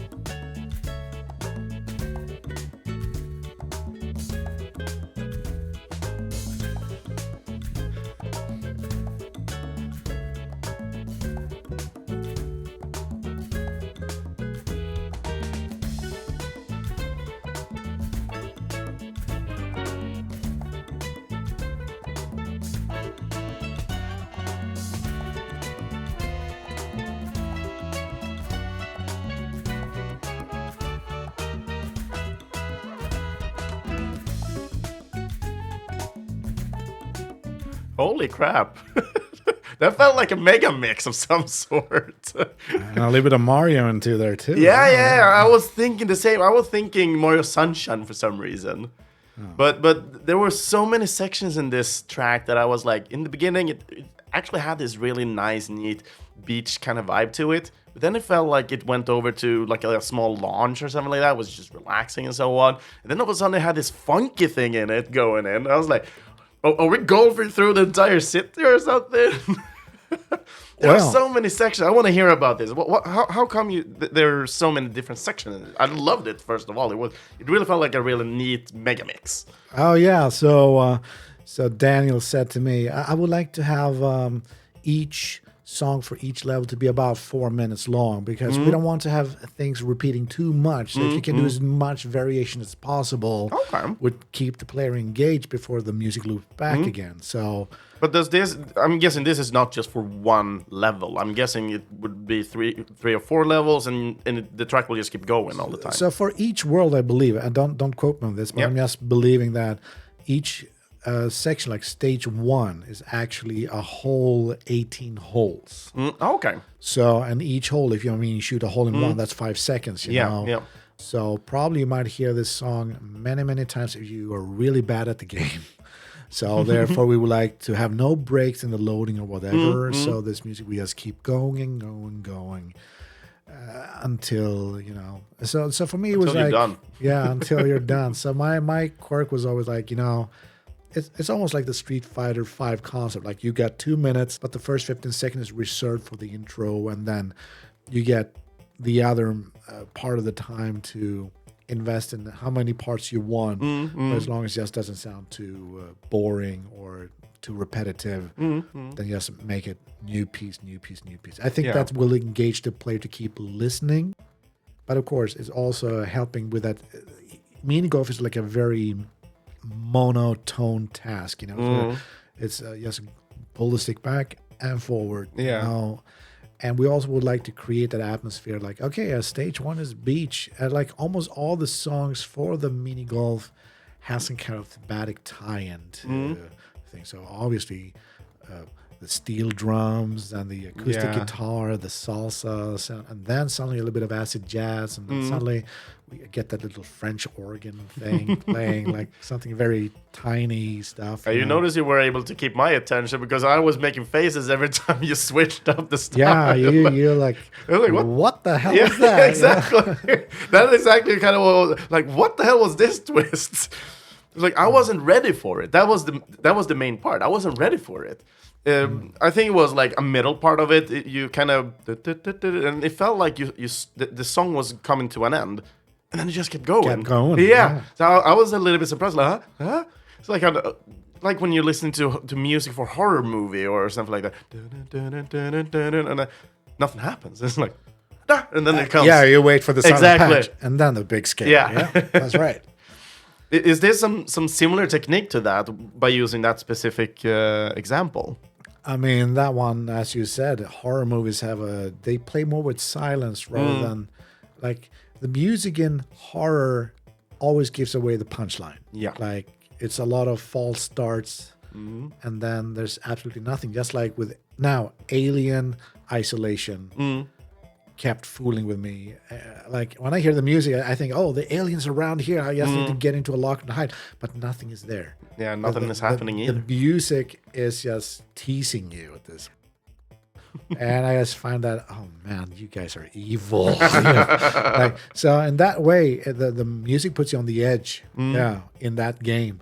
But the unknown horror. Yeah, that's the most horror. But the best way for me, horror should have no music whatsoever. I mean, at one point, I was supposed to write music for Resident Evil 7 before it was redesigned. Okay. So in the beginning, it was meant to be just like Resident Evil 6, like a third-person over-the-shoulder kind of thing, right? But when the playable teaser for Konami, PT, for Silent Hills, or the first-person view, and when they canceled that project, Capcom swept in and said, we're going to redo the game. Oh. And then that's when I realized, then they don't really need music if it's going to be a first-person experience and a VR experience on top of that. So it was probably better for the game to have no music at all, and just have all the ambience. It's like you were so involved as a player in that game. Yeah. And that's why I think music in film for horror works better, because you can still play with the audience with those classical tropes. But once the silent hits, Something's wrong. you never know what's going to happen next. And that's the trick. I mean, James Horner did the same thing. Actually, the sound guy was saying that before every big scare, we have a whole section with no sound except for the atmosphere before the big bang hits you. And so they have those hills and valleys in sound, and then boom, another They kind of create the psychological despair. You know? Yeah, but you kind of have the confidence, like, oh, you can be here. You're safe. This is a safe space. It's like nothing happened. Then it happens. It's not safe anymore. Yeah, exactly. Yeah. We were only fooling you all the time. Yeah. But it's interesting to hear like the change for Resident Evil as well, because a lot of things that happened when the 7th game released was people started talking a lot about how Resident Evil was designed over time, because all the different kind of styles of Resident Evil was working in 2. It's like you had the camera being stuck in tank controller in first and the second game, and then you have the freeform camera but tank controls in the 3rd and 4th game, and so on. So it's really interesting how they kind of followed up, and they were not supposed to follow it initially. Yeah. So that's really interesting as well. And it's funny because it was based on a very old game called, what was it, Welcome Home or something, or something along that. It was a Japanese horror game for the Famicom. Oh, okay. But then they decided, let's remake it into Resident Evil. And, like the first game, as I said in the previous show, probably I mentioned that once that those dogs jump through the window, I'm out. Yep. We all are. I have no... The remake. Yeah, as soon as we have control of the camera of the character, we have control of the situation. But there, if I don't have control of the camera, they still play those noises behind the corner you can't see, but there's nothing there. Yeah. Yeah, not good for people with a weak heart. Like me, I'm really bad. People that know me, I'm really bad to watch horror movies with.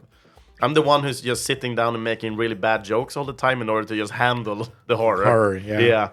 So one of the movies, especially when we're talking about the silence, have you seen the horror movie Dead Silence? No. The whole thing about that movie, I actually thought it was something wrong with the movie when I started looking at it. But the thing is, when a person is supposed or about to die, when the horror kicks in, everything dies. In the audio, everything dies. It just becomes dead silent. Interesting. So that's the whole quirk with that movie. If you make sound during the time when there's the dead silent, you will die. You're the one, yeah. Yeah. That's cool. So it's a really interesting concept of it, but it was so weird. Me and the girl who was watching it, we were like, is something wrong with the movie? Because we were not used to that. Right. Yeah, I mean, what was it? It makes me think about something. Oh, yeah, that was the thing. If we go back to Alien Isolation, and I saw a lot of these Let's Play players, right? And they were talking, they're doing comedy. But, of course, the alien found them every time because it's listening to the microphone. And they did not understand that. Oh, how did it find me? Hey, it's listening to you, you stupid. Like, will it find me under the table? Hello. Exactly. I mean, so a lot of Let's Players or reviewers did not understand that. Yeah, unfortunately, now, if we have these kind of games, they're going to get really hard to do any commentary or review unless you do a pre-play of it. Then, of course. And do a talk over. Yeah. But some games are not good for live coverage.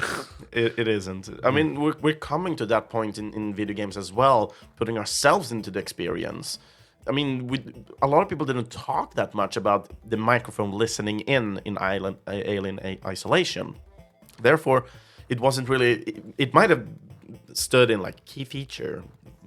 Right. Alien will listen to your microphone, but people didn't really talk about that. Right. It was just Alien, and it's a good game. That's what people were talking about.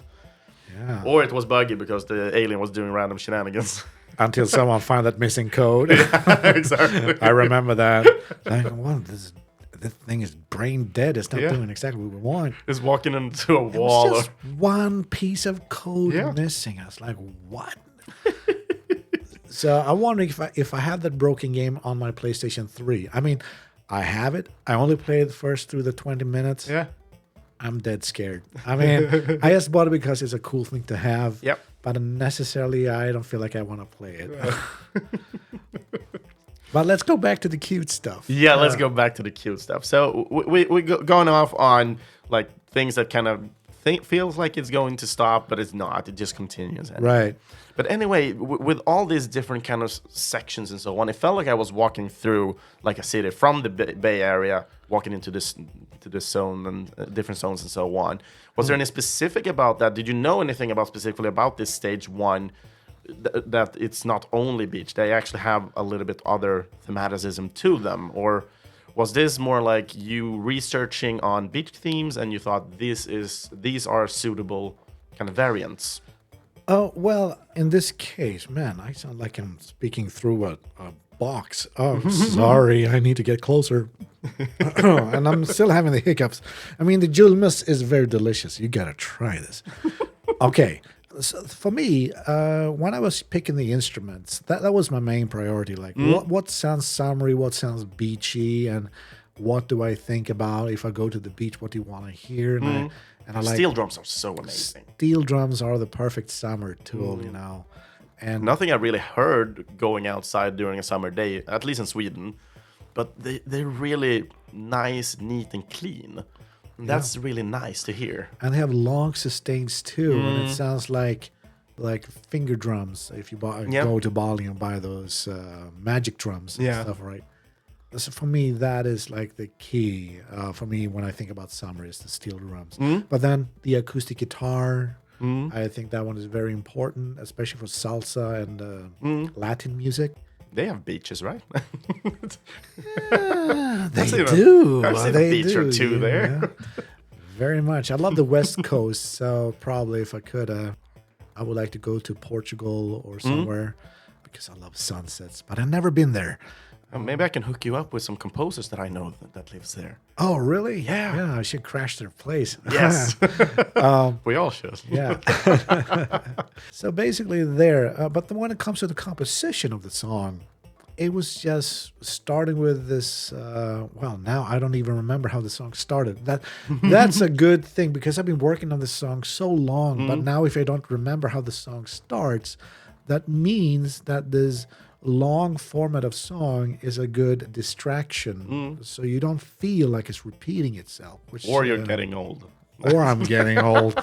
Oh dear, I got some gray hairs on the side. Actually, when I went to the barber just a few months ago and I shaved my hair, and maybe you saw that on Facebook. Yeah, I might have done that. I was like, I was clean remember shaved, but when I left the barber shop and the Japanese guy said, you got gray hair.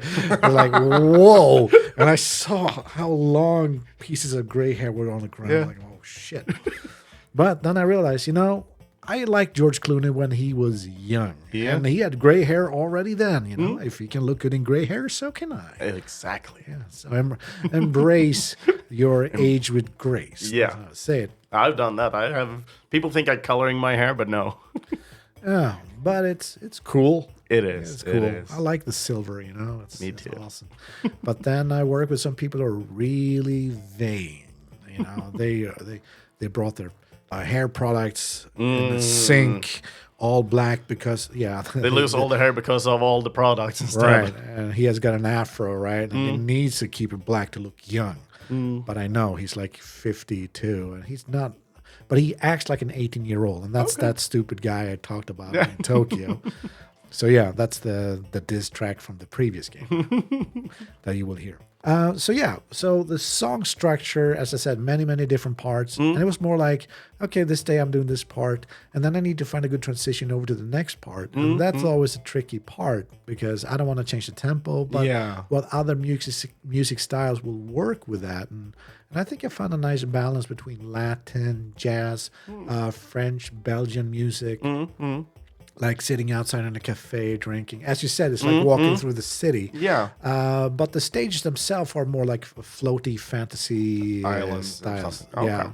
But I just want to have the feeling that you are like some Riviera somewhere. Like there is some kind of multicultural Latin mix of stuff happening there. At least for those 18 holes of stage 1. For me, when you're talking about transitioning from one part to the other, it feels like it wouldn't be a nice like stinger transition or something.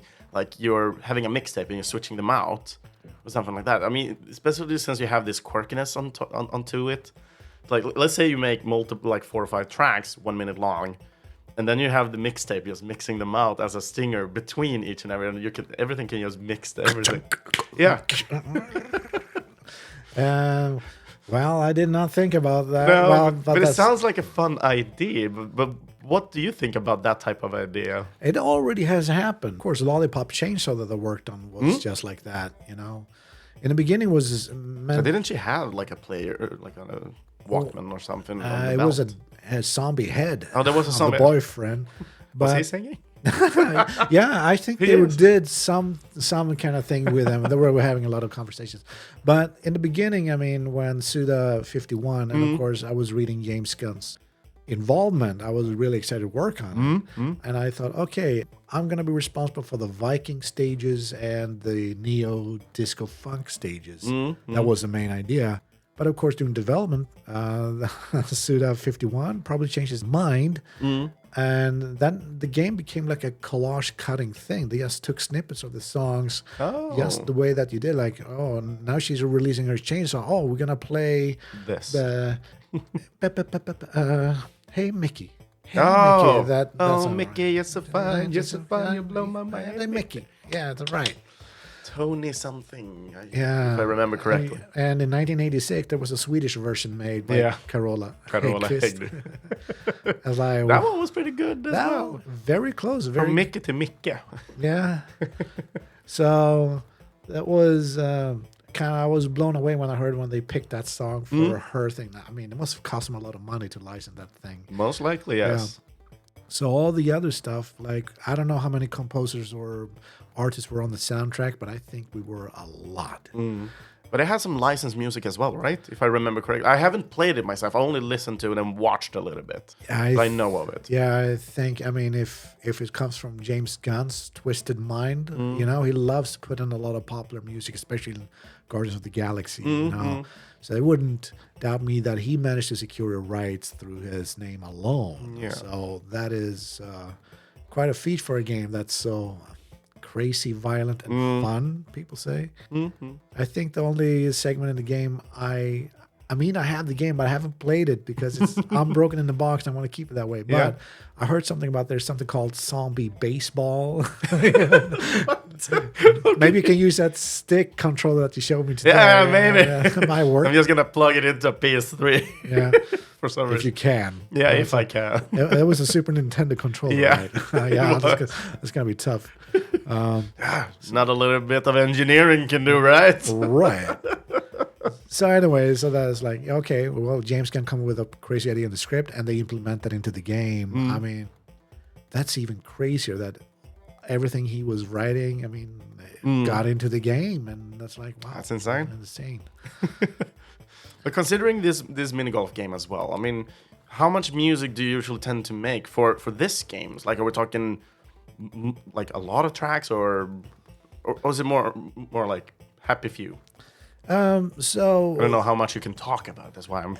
Yeah, the game is released. I think I can talk about it now. Okay, then it's great. So there are 5 stages, but all of them are themed differently. Like one stage is set like in an 80s, 90s neon arcade, like with game machines in the background. So there's more like synthy electronic music. Okay.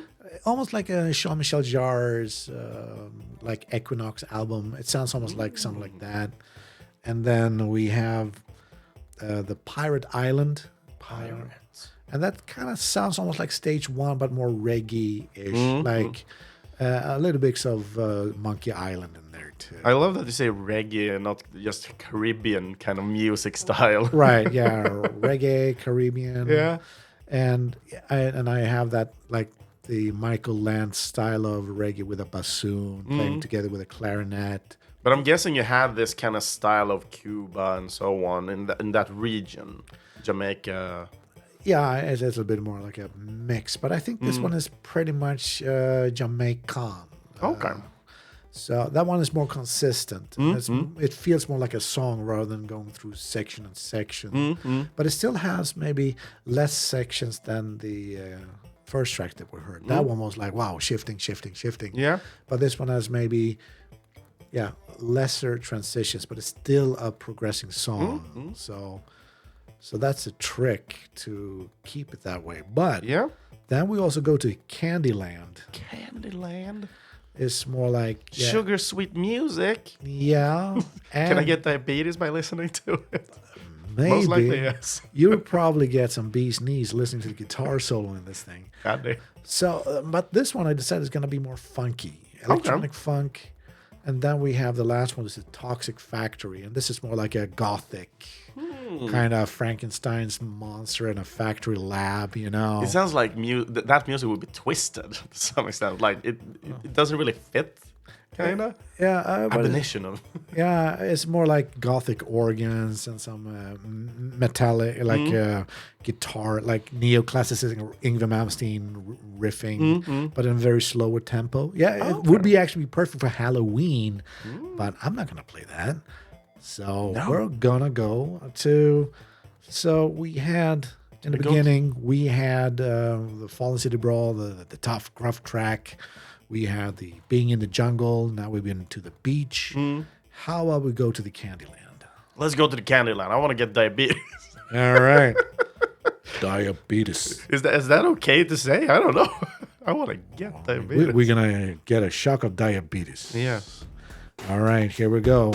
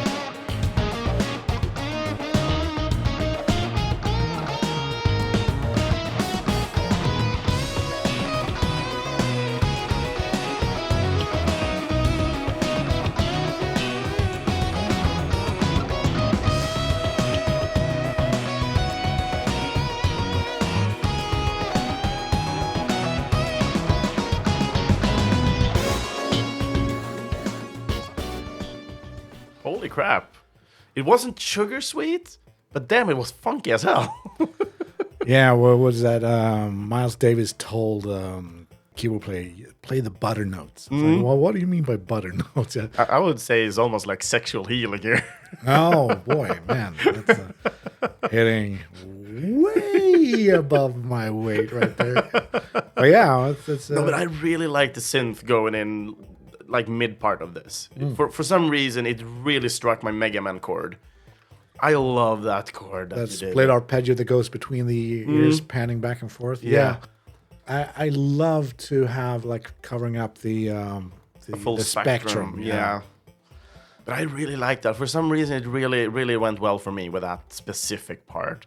Of course, there were still multiple sections of this. The transition on this felt more natural, though, in this, until we got to the really funky part in the first time there. But the beginning was quite easy and everything, and then it became the funky part. But everything else kind of transitioned really well to each other. It didn't feel like it was a bigger contrast in between, like a small jump or something, etc. I wouldn't necessarily say it's bad or anything. I'm just saying I noted there's less in this song. It's a bit smoother. Yeah, exactly. So, but yeah, this really pulled multiple strings on my that I liked. you're probably gonna love the game then. Yeah, I it suppose. sounds like if I don't like the game, I would still listen to the soundtrack. That's for sure. You will. But even with easier things, just golf games are always fun. There are multiple golf games that actually have come out throughout the years as well that people love and adore. Like What the Golf, or you have Cursed Golf, and games such as that. Yeah, for me, I think if we're talking about golf games, I think Tiger Woods '99 is the funkiest soundtrack I've ever heard. I cannot put down, like, I listened to that soundtrack. I've played a Tiger Woods game, but I don't remember the soundtrack at all. For me, soundtrack and video games is not essentially the best thing. For me, playing a mini golf game or a golf game overall, it's sensible golf that I play the most. But yeah, Everybody's Golf, as you said, also that's a great soundtrack. I heard that one is really good. I own the first or the second game for the PlayStation 1. I somewhere own a version of it for the PlayStation Portable. Oh yeah. But I have a friend that really love and adore Everybody Golf. He's always buying them and getting them. He talks really well about them. It's just me and sports game is not the best thing, even though I love quirkier games. But now about golf games, and maybe I'm just going to do a little link from here to just a tiny bit of TGS information. So there was this golf game on the Neo Geo called Turf Masters. I remember a game called Turf Masters, by a company called Nazca. And they're also very famous for the Metal Slug series, right?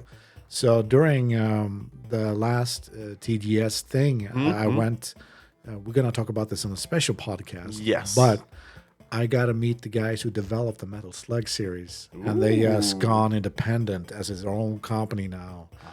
Oh. But we'll talk about that later. But that's cool for me. I got to meet the producer, and they heard my music. It's like, oh, could you like music for this game that we're having right here? That looks like Metal Slug's next generation, but it's not Metal Slug. It's a new IP. Yeah. And wow, man. Damn. So that's a little bit of fun. So we went from the Neo Turf Masters to Metal Slug to this new game. All right. So yeah, so that was the cute golf game called Danlab's Golf, and it's out now on I believe Nintendo Switch and Steam.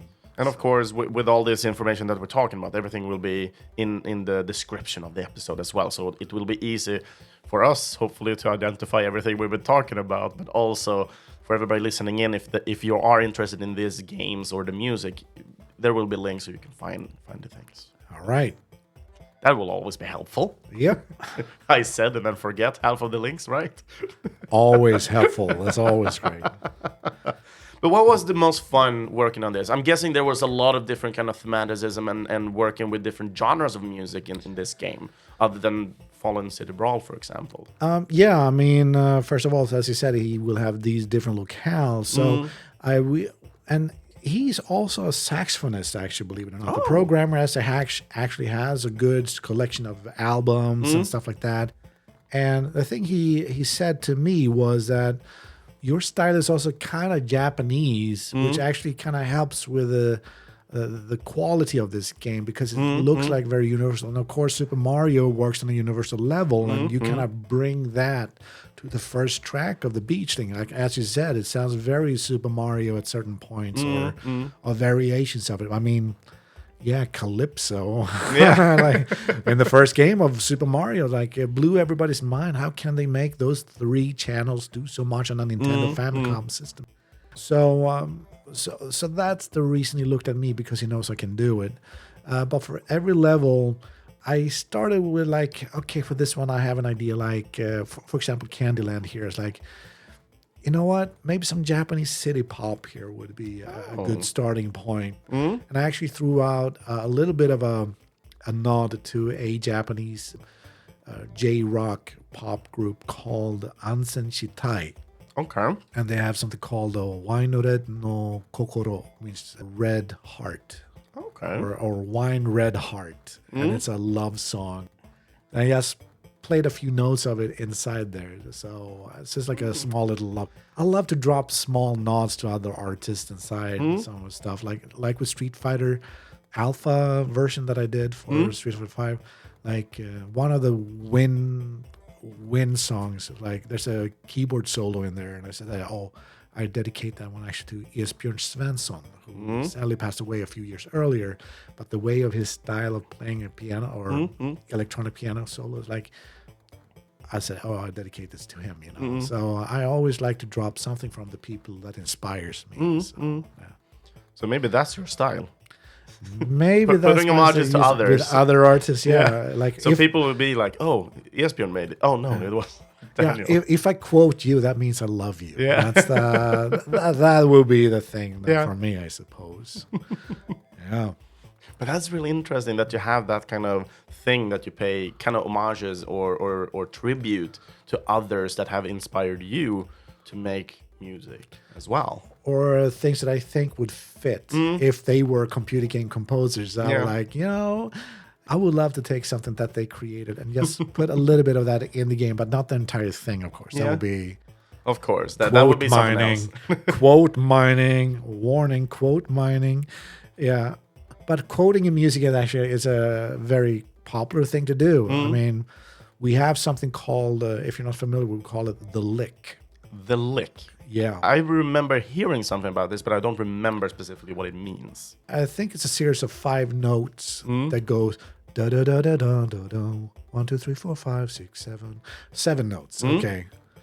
And in Fallen City Brawl, I actually threw in the lick a couple of times. But of course, you guys will have to hunt that down when the game releases. So, and it's always been the thing that a jazz musician who can play this lick in a solo in different keys, that means he knows his instrument very well and the scale and everything. So it's actually it's a very proof of skill almost. It's kind of like a scale, but the way it's played, it actually becomes a little more difficult in different keys, right? Or if you're on a saxophone, you have to really think, now I have to think about a new key to do this sequence with.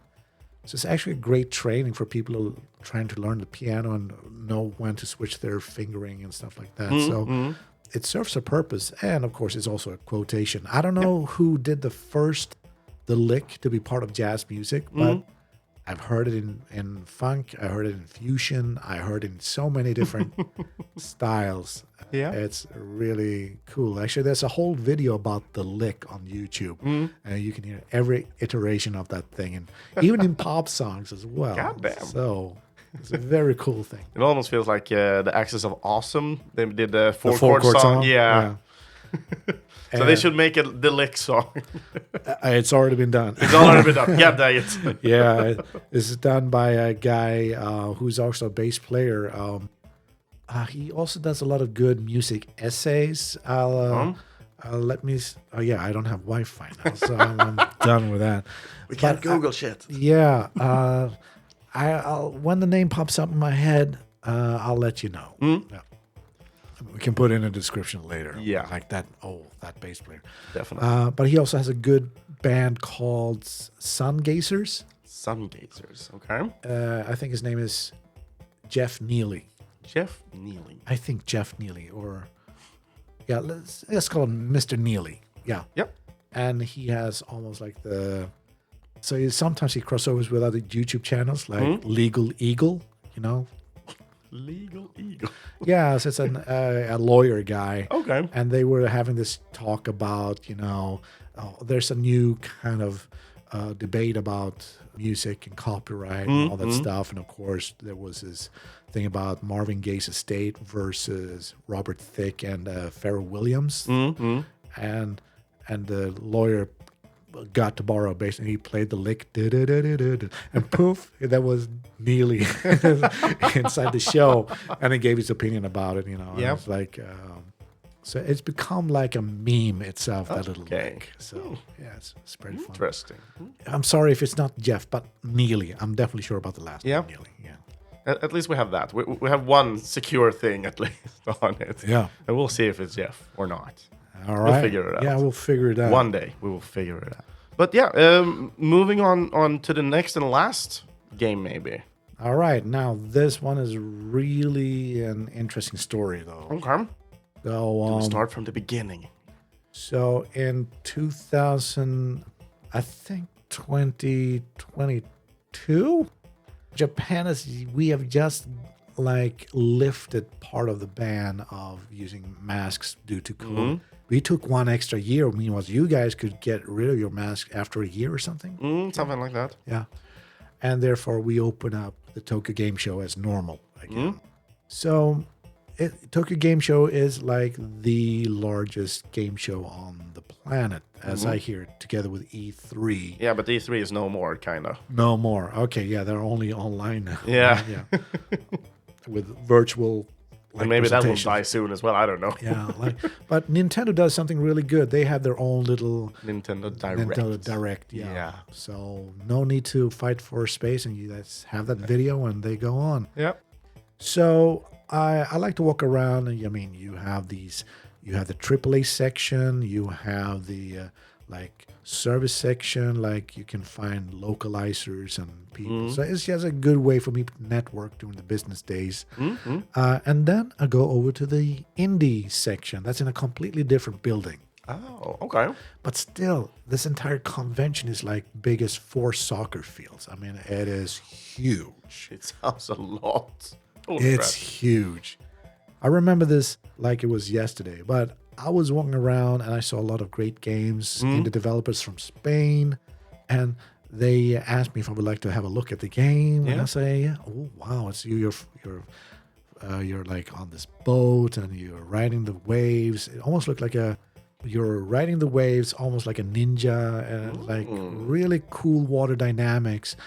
And I was like, okay, I didn't really play it, but I got to listen to it and said, wow, I said, this is really good music. And it turns out I was speaking to the composer of the game next to me. And he was asking what I did. And I said, yeah. I'm your competitor. Street Fighter 5. I was like, oh, hola macaroni. Like as a Spanish, like, well, what the fuck? I was like, yeah, here's my card and everything. And we were just talking a little bit. But of course, I think their game was going to be really good because it looks very modern. But by a very small team, but it looked really good. I asked him, how long have you been spending time on this project? It's like 3 months. And I said, 3 months and it's already looking that good? Holy crap, guys. That's really good. So I wish them all farewell and good luck during the next few days on Tokyo Game Show. And then I found another booth further down the line that was just offside of the main grid. And there was this gentleman, very tall guy. And I was looking at the game. It looked very retro. And I was like, wow, this looks like a Super Famicom, or I'm using the Japanese terms here, right? I got so used to it. A Super Nintendo. And it was this cute diver, like not like we think about a diver, but like a pearl diver. That was a original thing about the game. So so this game takes place somewhere in the Middle East, and I was thinking, so probably Abu Dhabi or Dubai.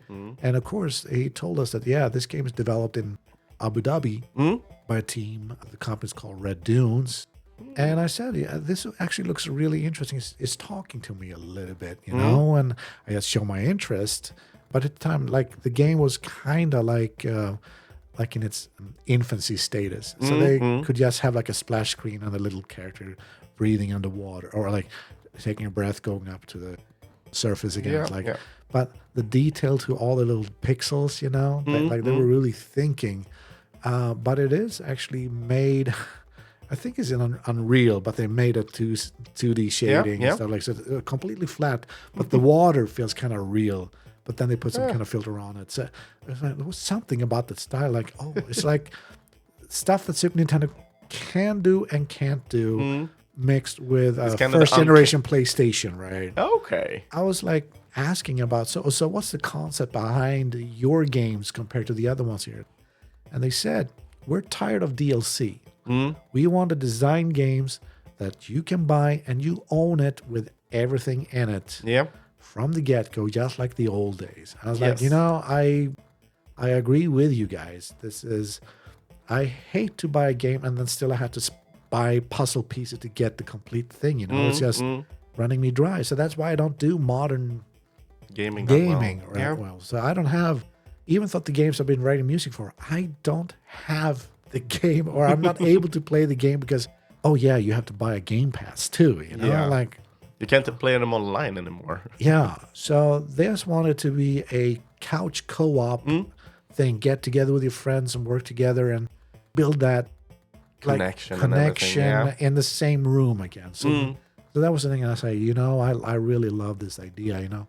So about this game, do you have anything in music right now or something like that? So we started a conversation, and after I gave them my card, and then just a few weeks later, I think beginning at the end of the year in December or something, they talked to me again. And I got to meet the top head of the project, Mr. Sultan. Okay. And it almost sounds too important. Yeah, Mr. Sultan. Mr. Sultan. And his other guy who is actually the CEO. But we were all in this call together and we were talking about the concept of the game. And they gave me more some directions. And then we made a deal. And we were talking about pricing. And of course, this is the hardest thing for a composer. And this was actually the first time I actually negotiated my own price. I was my own agent. I was my own thing. And how do we get this thing done? And we all came to an agreement. Okay, this is a first project.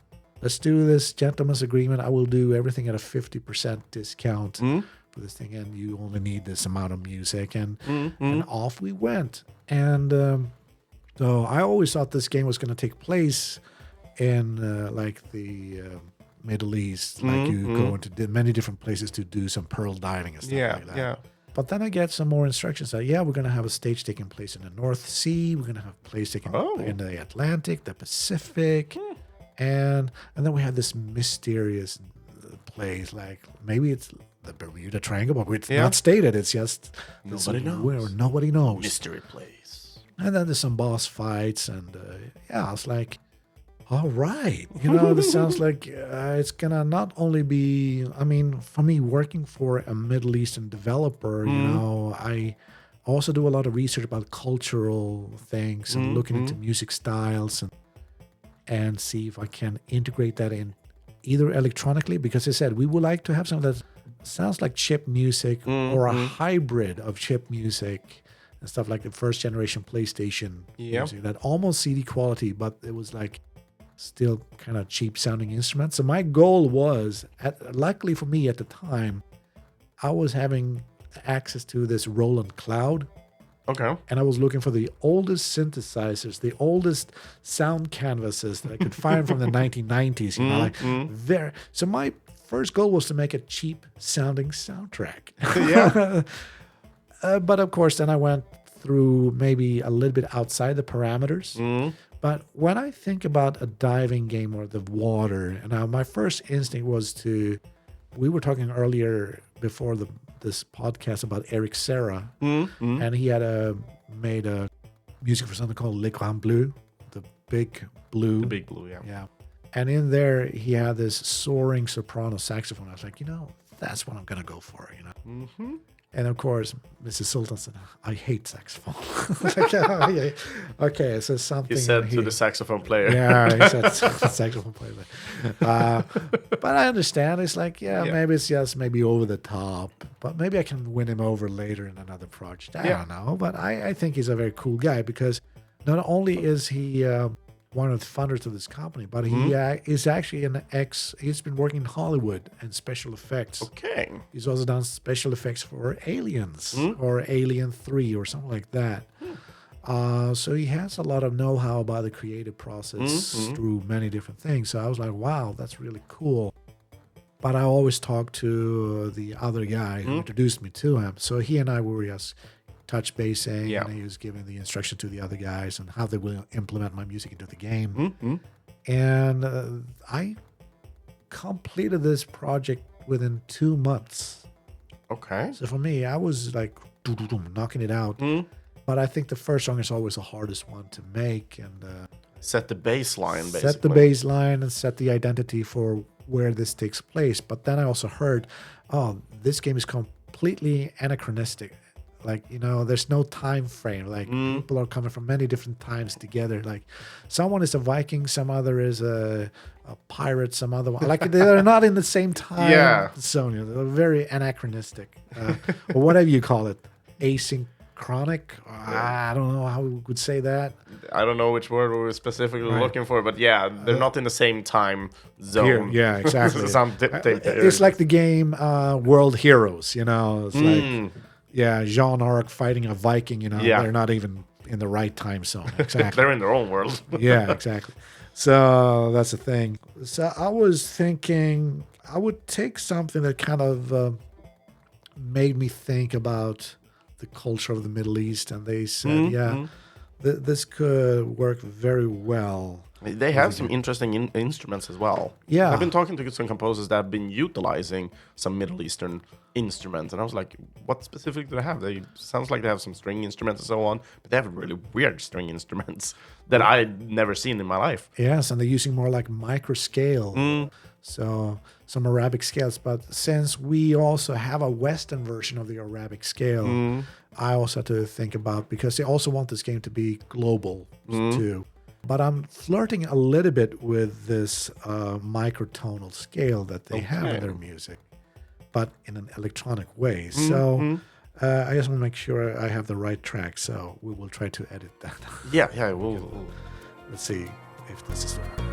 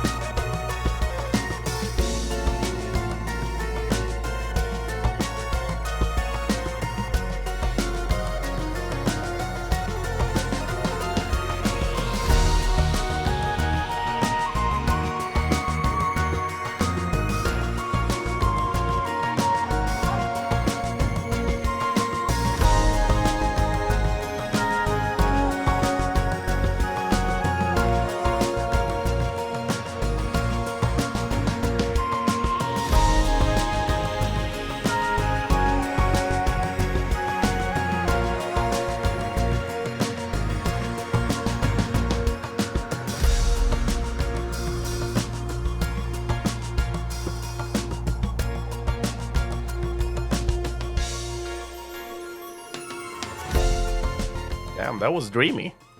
Oh, yeah. Yeah. No, it for me, it didn't go anywhere over the top or anything.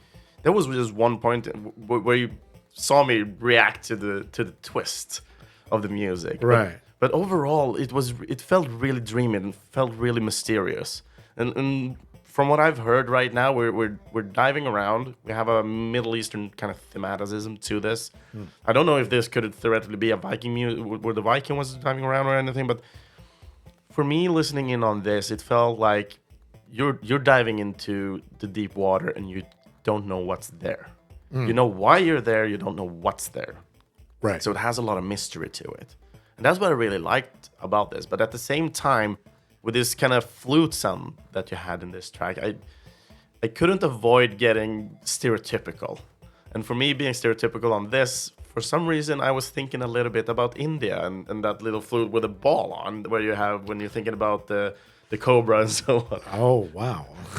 I don't know why, but I'm not musical in any way. So, of course, it's only stereotypical thinking from me. Oh, my okay. end. Yeah. So, don't take my word for anything. I'm the amateur. No worries. Everybody else is like, what the hell? It's not a flute. Yeah, so I mean that's right. Yeah, when you do the snake charmer stuff, yeah, it's not a flute. So it's more like a clarinet kind of thing they use in India. But yeah, I understand exactly what you're meaning. Like, yeah, it's maybe the scales are foreign to you. Yeah. The way the music is, and it's kind of interesting that like next to the border of India, you get into the Middle East. It's kind of like a cross thing there. So it's kind of I'm borrowing a little bit from maybe 3 or 4 different cultures in this track. Maybe the percussion instruments might have a little bit of a kind of an Indian flair to it rhythmically. But I got a little bit of Aladdin, like the Middle Eastern Thousand and a Persia, Night. yeah. Persia. So that I mean, you kind of hit the spot there, but it still felt very good and dreamy. That's what I liked about it. It was kind of neat and serene. And I would say, like, when I'm talking about the clarinet then that you use for snake charmers, I was kind of charmed by this track. All right, and I take that credit. Thank you very much.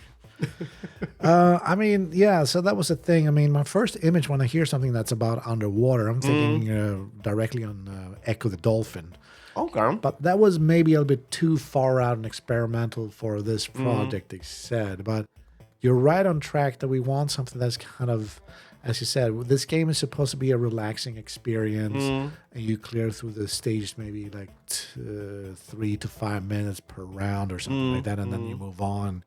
So you will have a world map. Maybe each section is like 5 sub-maps you have to clear, and then you have to face a boss and then getting more upgrades and stuff like that. So it feels weird to hear that you're having like this easy, serene, kind of zen gameplay, and then you say boss battles. Yeah, I mean, all of a sudden I'm thinking about now you need to stab something with a knife or something like that. Exactly, or you throw like a spear. Yeah, like exactly. Harpooning or exactly. Yeah. So, but what are the boss fights? Is there anything you can talk about the boss fights in this game? Actually, the boss fights for me have been very much hidden from my eyes, so I only could do the boss music. They say, we're gonna have like a general boss music for like the small fish. And then we have maybe more like a mini boss, and then you have the big boss somewhere in the mysterious parts of the ocean. So I mean, it is still an ongoing project, and right now, I mean, when I started this project, it was said that you just need to write the music and send the stems over to us, and we'll mix it implemented. So I was very detailed about all my text work to the person's going to implement it to the game, right? But now this year, I went to the Tokyo Game Show. And I went back to the indie area again. Yep. And I found another developer from Dubai. Dubai. Actually, there were 1 in the indie area and 2 in the AAA gaming area. Okay. So I was like a little bit confused. Like, where's my friends at? You know, the Red Dunes guys. And I sent a message to the guy I usually talk to. Said, where are you guys? Aren't you here? So, like, I've been looking all over for you, and this is day 1. And then, like 30 minutes before closing, I said, okay, I'm gonna go back to the first hall. I have not been to hall number 1 yet. And I go down the escalator, and there is a logo for the company. I was like, wow. They upgraded. Man, they're no longer an indie company. So they've been traveling between Abu Dhabi and Dubai and Tokyo, And they had these meetings with other Japanese developers, and they managed to gather so much talent, including the original team from Metal Slug and that golf Turf Masters. They were there inside that booth. Like, wow, these guys are going to be my friends now. Like, that is so surreal because I love their game so much. Yeah. And they were showing this Jet Finger Black or something, I think. Some awesome game. And as I said, it's probably their first game after Metal Slug.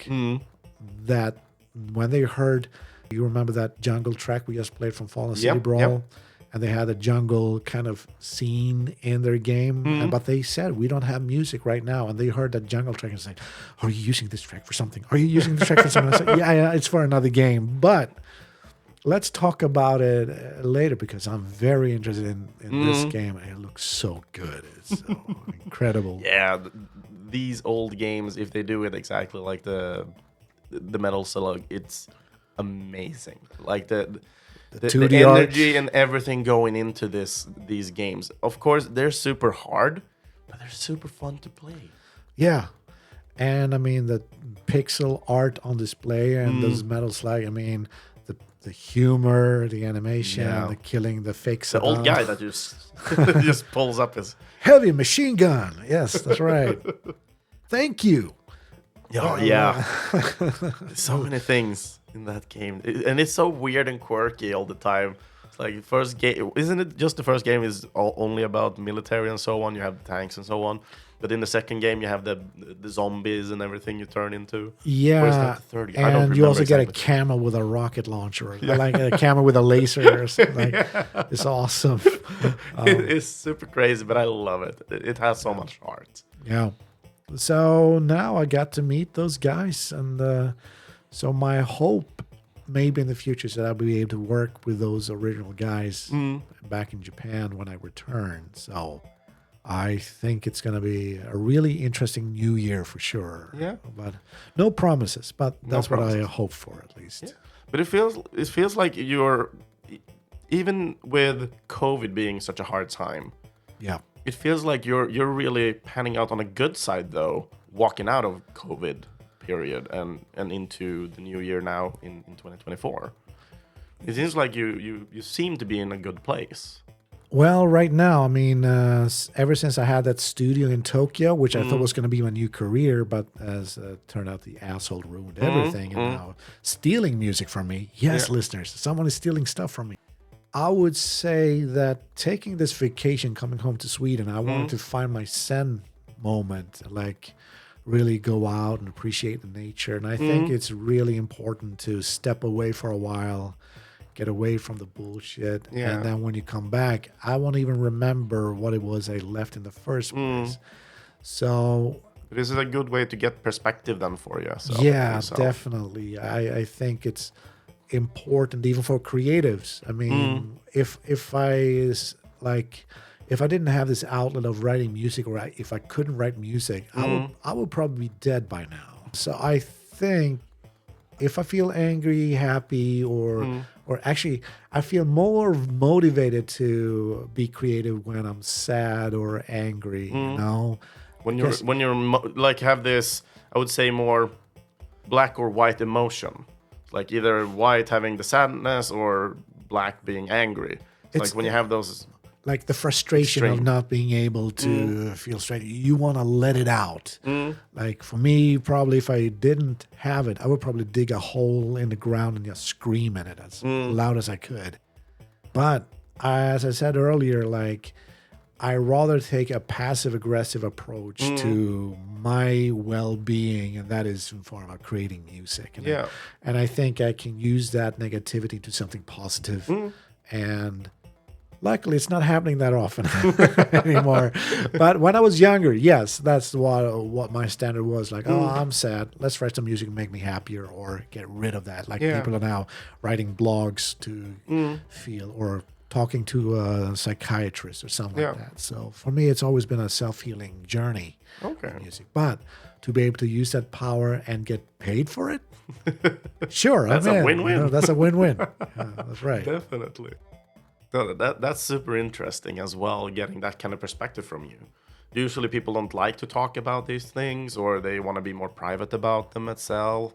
So for me, just having this open and honest conversation, I think is really helpful for other people to understand. Is not about just having this golden shine for working with what you love and have passion for. There are actually also downsides to everything, even if you love it. And not everybody thinks about those things. Sometimes you can always see just a guy and he looks happy, he works with what he wants, therefore he's the happiest person in the world and he doesn't have any negativity to it. Which may not be true. Exactly. So so that's what I've been experienced with working with posers, like people who say they're music producers, and when I never seen them work, or when I do see them do stuff, they are dragging and dropping stuff. They never write their own stuff. And then they go out and they stand in front of, as we said, like a rental car just to look cool and keep the image up. Yeah, image to me is not a priority. I would like to make my work speak for itself. And if I have money, I pay 1,000 yen to get a haircut. I don't need to be a stylist. Like Hans Zimmer may not be the most good-looking guy in the world, but he's one of the most forefront composers when it comes to film. He's always reinventing himself. Yeah. And people are aware that his work meets a certain standard and a time period. We can tell as like, 1980 was a very synthy pop Hans Zimmer.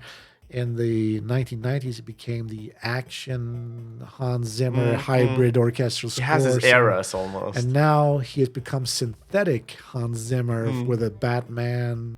And like from 2005 all the way to 2018, almost any game that had to do anything with action was tempted with the Dark Knight soundtrack. We wanted that propellered synth bass line. Like, I was like, oh man, can you guys come up with a different influence? So they were like, okay, that's a starting point. But for me, I drew inspiration from militaristic scores like the guy who did Predator, Alan Silvestri, I think has been major influence when I do military stuff. But if I want to be more romantic, I cross over into Jerry Goldsmith. If I want to be brutal and dark, like action hero, like David Michael Frank and Steven Seagal. Well, I'm not a fan of Steven Seagal. Yes, Who is really, to be honest? Right. It feels like he's this old B movie action hero that everybody kind of forgot, but we still kind of remember that he used to twist people's necks. But I do love the joke when what was it, Family Guy, and the guy in the wheelchair is watching Steven Seagal movies, and there's this funny thing like the cartoon Steven Seagal says, "You came and stole our land. You stole our fish. I'm gonna have to fight back," and he fights a bunch of seals. Yeah, I remember that. Now that you're talking about it. Yeah. I was like, oh, and he goes, "Fuck yeah!" Yeah. Woo. Yeah, that's right. He was an environmentalist. Well, then he blew up an oil rig in Alaska for that stupid fire down below. Yeah. Man, that was such a weird film to watch. They're all kind of weird. And he tries to be Asian and Native American all at the same time. It's like, pick a lane, man. And then he tries to sound He's a fence black. sitter. Come on. Yeah. And he runs with DMX or all these other rappers and he wants to sound black. Yeah. I mean, that's the ultimate poser, is that guy? I have no idea. He's so forefront with Aikido now as well. I've been watching some martial arts YouTubers and so on, and they've been going to meet him and talk a little bit about being Zen and martial arts and so on. But I don't know. I have a hard time finding respect for that dude, to be honest. Today is really hard for me to find respect for the dude. But I mean, remember in the 1980s and when Above the Law came out, and I never seen Aikido in that way before. Like, sure, it looks good on film, but of course everyone is complying to the action or choreographed. But there's something about the Steven Seagal brought to it. How do you make an opponent compliant? And of course, in original Aikido, there were kicks to the groin. There were ways to disable before they complied to the action themselves, right? But of course, they don't teach that today. Yeah. It's all the circle movement. And I tried Aikido as well on a workshop in Bali. And I mean, in one way, I do respect the teacher there because he taught me, like when I was in judo, I know you do jiu-jitsu, right? Yes. Brazilian Jiu-Jitsu. Brazilian jiu-jitsu. For me, I did judo for about 3 or 4 years. But as a kid, we never learned the full technique. Okay. That's why we only get half-colored belts in judo. I was like, what?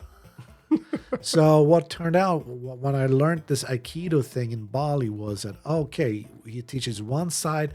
Now we do the mirrored version of it. And my brain just short-circuited. Yep. Like, what the heck? Oh, my God. You always have one side you're dominant with and can understand. Yeah, so I could only do a judo throw from one angle. I could never do the other side, you know.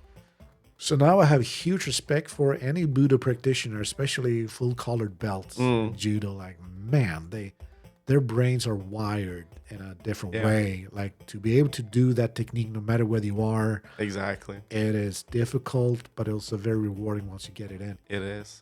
And, of course, in the Brazilian Jiu-Jitsu has their, like, basically stripped throws, nose throws, just the floor techniques, basically, right? Yep. From judo. That's all the thing that's just... We don't have too many takedowns at all in Brazilian Jiu-Jitsu. You usually have a couple of ones, hand techniques and a couple of throws, but it's more simple ones. I would say it's more focused on compact throws.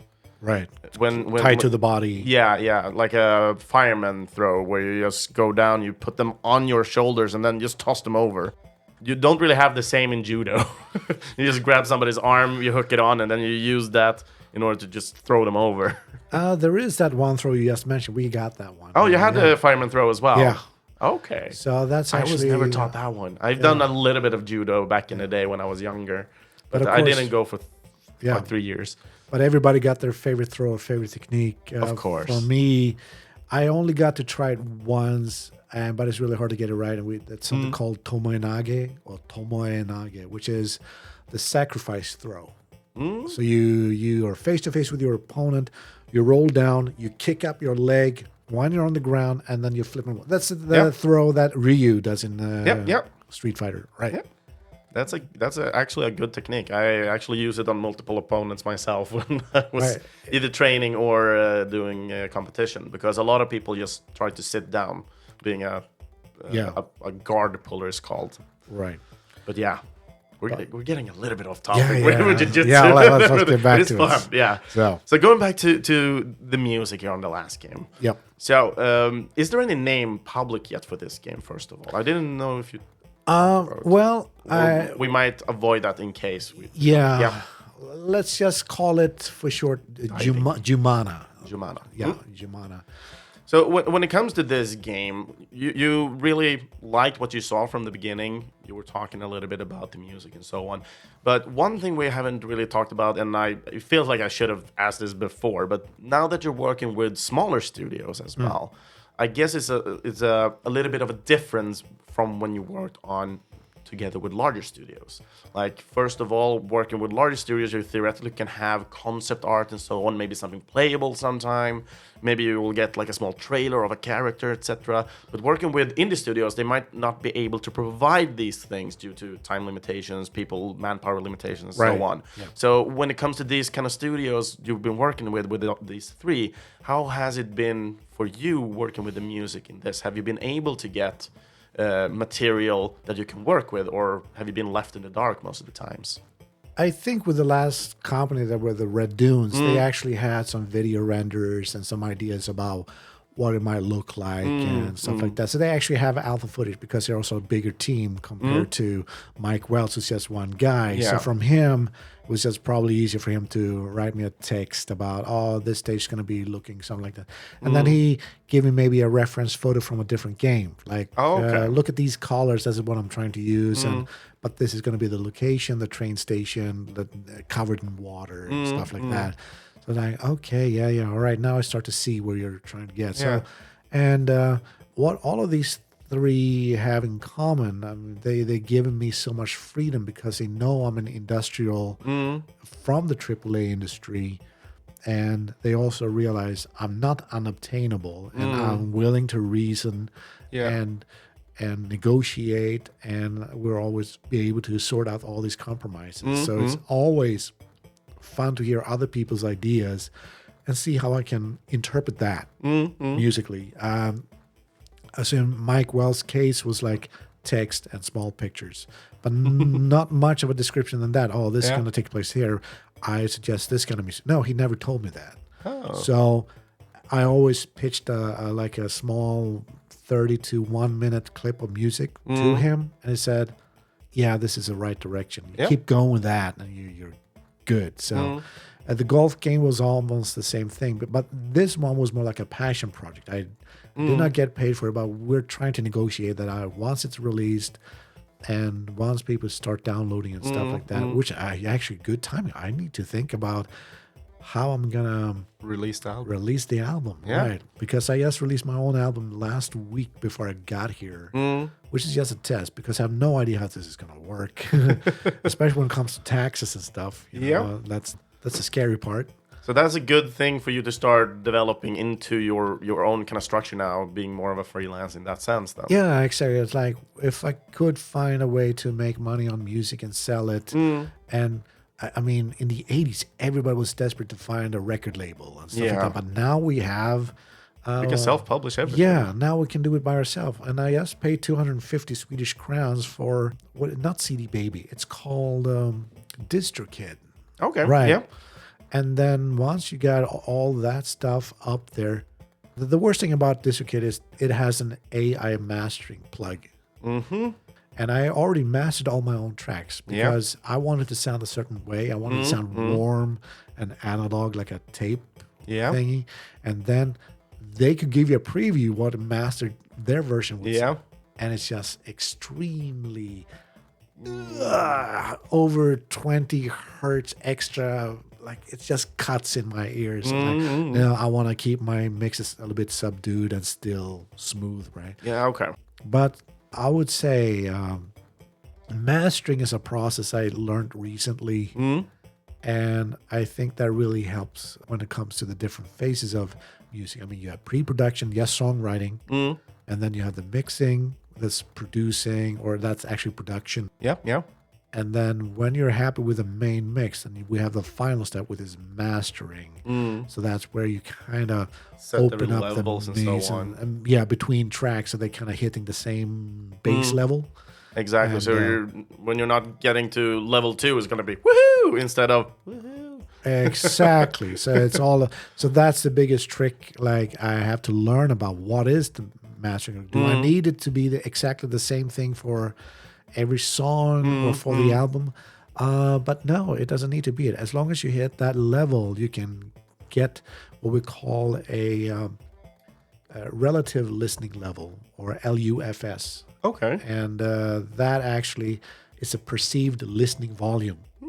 So if you hit a certain level, and it should be like minus 14 LUFS, but sometimes when you listen to it goes above to minus 13 or minus 12, but then kind of in another section of the song it goes down, and when the full song is done, you get an average. It will say, oh, LUFS minus 14 dB. Okay, you're good to go. Okay.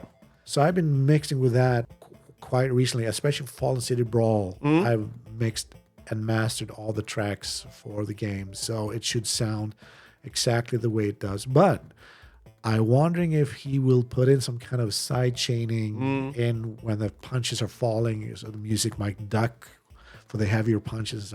I have no idea. Yeah. So that's something that's up to Mike, and I think audio implementation is always the vision of the producer.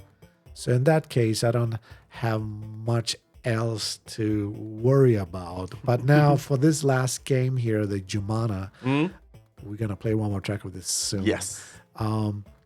It was first planned that, okay, I'm going to be writing music and I will mix it to the stem level. Like, so just drop it in. And if you want to have control of the stems, I don't know which sound engine they're going to be using. Like, it's going to be an adaptive thing. I don't know. Yeah.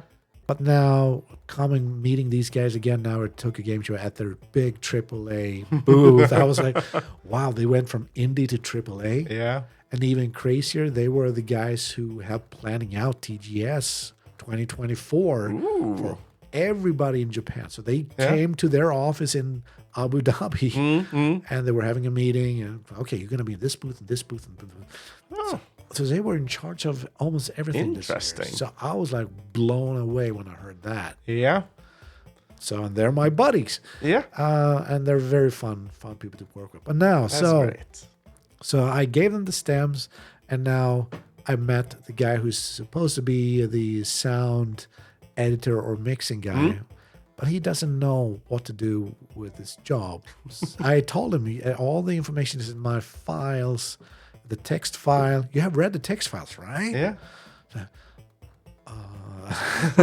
Sorry. So it's like, but anyway, now I got to meet the guy face to face. Actually, the game was on display at Tokyo Game Show, and a lot of people said the music is really fitting for this game. So a lot of people complimented on that as a bonus for me. I mean, I always find it to be interesting when people lift game music as a part of it because I mean, it's sad when I read about reviews about like say Aliens, Fireteam Bravo, or Alien Isolation, or not Guilty Gear, but the first game for the Xbox 360 there, Gears of War. Okay, Gears of War.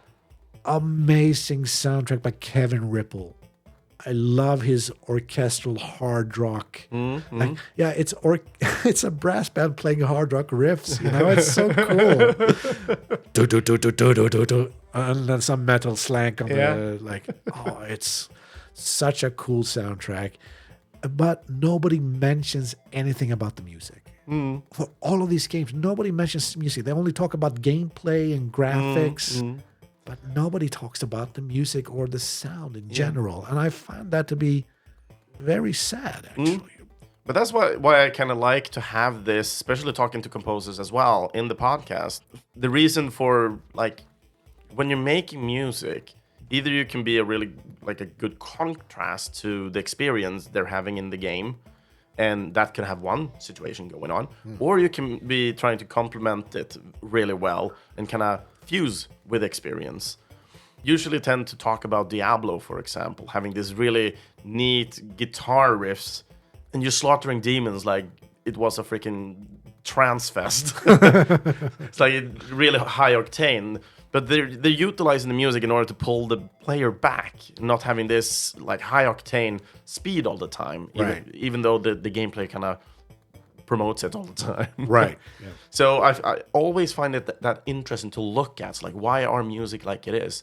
And looking at music, for example, for Gears of War, it is supposed to have more complementary experience and situation going on. Especially looking at all these because people love these games, especially on an emotional level. It's like they're really feeling with the people dying and the story is getting told. But it's all because of the music. Right. It's like, I think it's the third game where one of the main characters of the old crew dies. A lot of people might know this situation already. It's an old game. So this character, I think I can spoil it. I haven't played it yet. Okay. Sorry. Do you want to play it, or? If I can find it in a format, I mean, it was only for the Xbox, right? 360, if I remember correctly. 360, okay. I gotta get me one of those. They're cheap now, I guess. I don't know about Japan, though, but I'm guessing they're cheap as well. Actually, the first Xbox in Japan was never a hit. Okay. Because it was competing with PlayStation 2. And unfortunately, even though on paper the Xbox has better specs, no one in Japan thought about programming for it, except for maybe Team Dead or Alive from Koei Tecmo Games, right? Yep. Otherwise than that, there was basically virtually no games for it in Japan. Yeah. So, but also, I mean, having already contenders such as Sony and Nintendo on that market. Unfortunately, it was my first console in Japan was an Xbox. I did the wrong choice. And that was Xbox 360 was my choice instead of PS3, and all my friends got a PS3, so I was playing alone. Ouch. Yeah. I needed to get the gold pass, and they were like playing online all the time because it was free in the beginning. Right. Yeah. You didn't need any PSN Plus or anything. Right. That was really a kick in the scrotum. I did not feel well. My scrot. Yeah. That's right. So, should we listen to another track, the last track of the week? Yeah. Okay. This is going to be one of the general boss fights. And maybe you're going to get your Mega Man Zone stuff in here again. I don't know. But people have said, wow, this gives me Mega Man X vibes or something like that. But that's not my words. Let's see what you think about it. So I think this is one general boss fight. Here we go.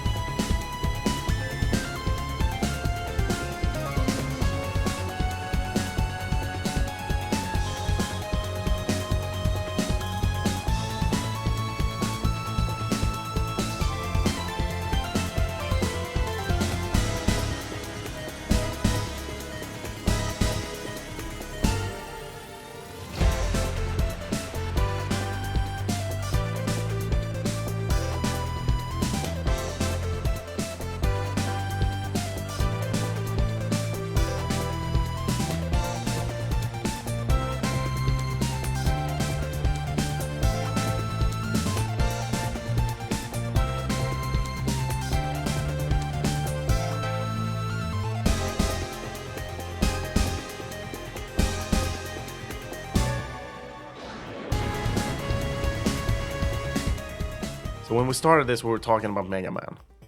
And for me, I would say no. I didn't get the Mega Man vibe. For the reason why, this is Jake Kaufman and Shantae. Okay. Yeah, as I said, not my words. Yeah. So I'm glad I'm getting another perspective on this thing. Yeah. So one of the things why I didn't feel like it was Mega Man. Mega Man has this more kind of rocky. This felt more like a dancey kind of thing. To me, at least. And for me, you had this kind of drawn out tones to it, especially working with the synth. Usually Mega Man usually tend to utilize smaller notes on it. Or shorter notes. Yeah, shorter notes, yeah. Way better word. And this is why you're the professional. That's trying to help. Yeah, and that's great. I mean, I'm learning, so hopefully I will actually keep what I'm learning as well. But we will see about that in future episodes. I'm sorry, I can't do that, Dave. Yeah. So for me, when listening in on this, I really felt like the dancey part of it. And for me, trying to get that vibe and so on, it really dragged me over to Jake Kaufman, who has more kind of a dance style implemented in his music. And I really love Jake Kaufman for what he does. He's kind of, for me, together with Danny Baranovsky, who also has this kind of dancey, especially since he's working so much on rhythm-based games, which I love as well. Crypto the Necrodancer, for example. I will have to give my sincere pardons to you guys because I haven't listened to your music. I have no idea where this came from. Yeah. But for me, when I started writing this thing, I was like, yeah, they still want this chippy kind of feeling, you know, very speedy. The time of the clock is running out, and you're running out of air as well, and you have to fight this enemy. And so the time constraint and the stress and the urgency, and that's why this song, I am not wearing a thong, but this the song is, again, not on the beat. So it's a very odd meter again. And I think that's a good technique. Again, if you're looking for urgency in games, cut the beat short by a half. Like that's really is the only trick in the book, I would say. Yeah, but isn't this some kind of technique working off beat is also creating this kind of uncanny valley? It's kind of you're kind of understanding it, but it's kind of feels off. Right. Exactly. That you keep chasing, you keep chasing, struggling. It gives a sense of unease, and because it's not on a normal beat. So that's why I always like when things are a bit odd sometimes. I mean, first time when I was playing a game where they had a 13 11/8 or 11/8. Sorry, I'm not Spanish. My tongue must be dry. One moment. Okay, 11/8. Street Fighter 2 Sagat stage had a very odd time meter that was 11/8. When I was a kid, I did not understand this because I was just so enthusiastic writing music that I like to do on a tracker. I didn't think much about music theory at all until maybe 4 years later, I started to learn music theory. And now I can go back and start analyzing the games I used to play. And a little bit of my stuff is a bit like I'm inspired by, for this track, Jim and Gia Fallen, the two Fallen brothers. One of them actually passed away recently, which is very, very sad. But Tim Fallen. Yeah, Tim Fallen. Tim Fallen. His C64 version of the Bionic Commando, I think, put a little bit of his flair using arpeggios over the place to create chords. But there's also a little bit of when you listen to the chords, the way they're built up, it's actually one of my favorite chord sequences that Hans Zimmer used for the movie Chappie. Okay. And Chappie was an interesting movie. Chappie was an interesting movie if you were living in the right country. In Japan, it was from 10 years old and up. Okay. It's like, how is that possible? It's Sony.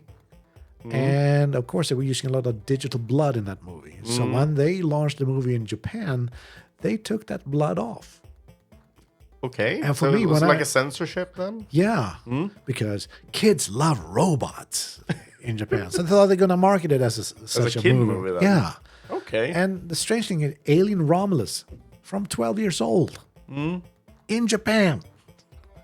I was like, what is this stuff?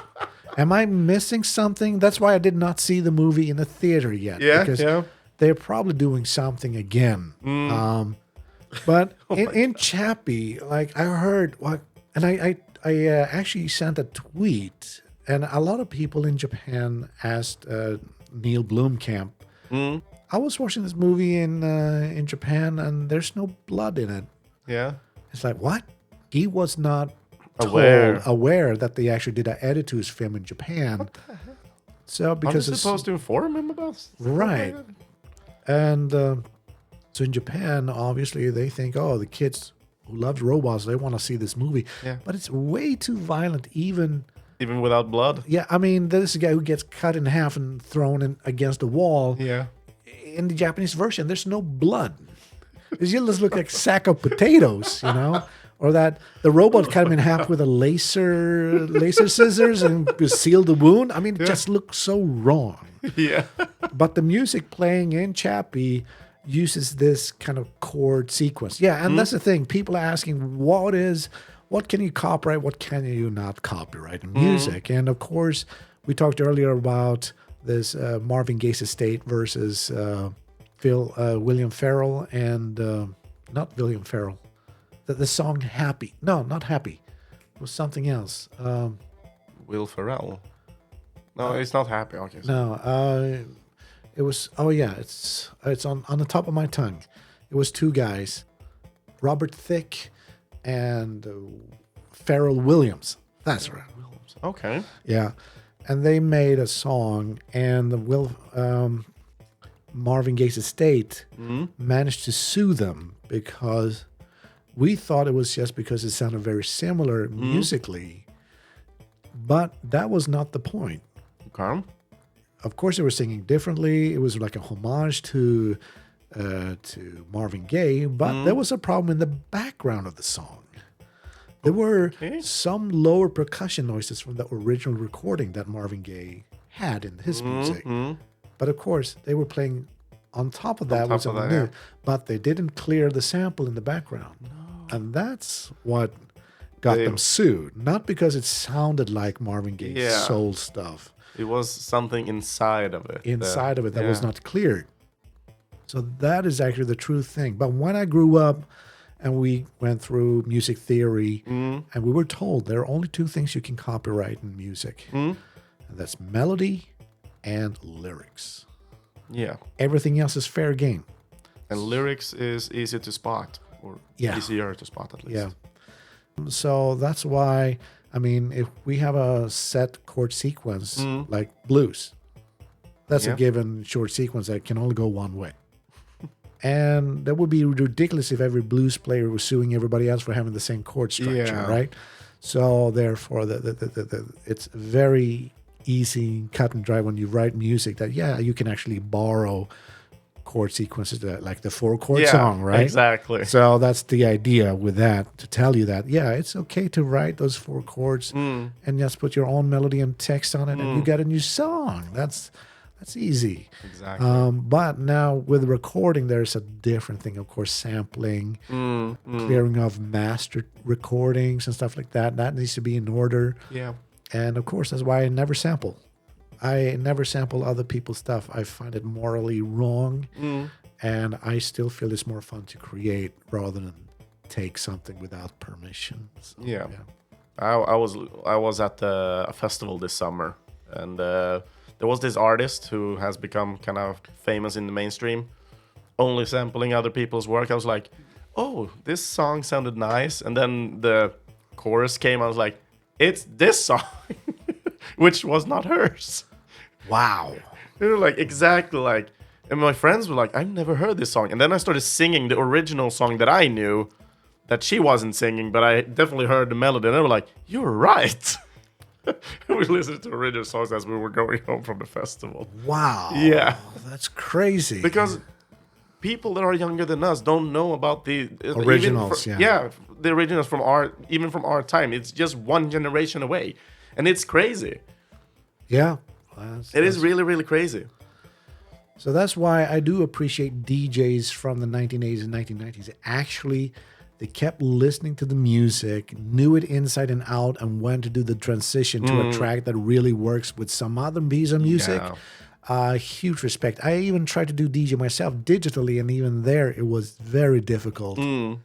So that means they have a very good ear. They understand where everything is before they do the next track. So they actually take time to practice. But all these fake DJs have auto mix, auto match, auto beat match. Like, there's no challenge in it anymore. Yeah. So. And soon we will have AI DJs.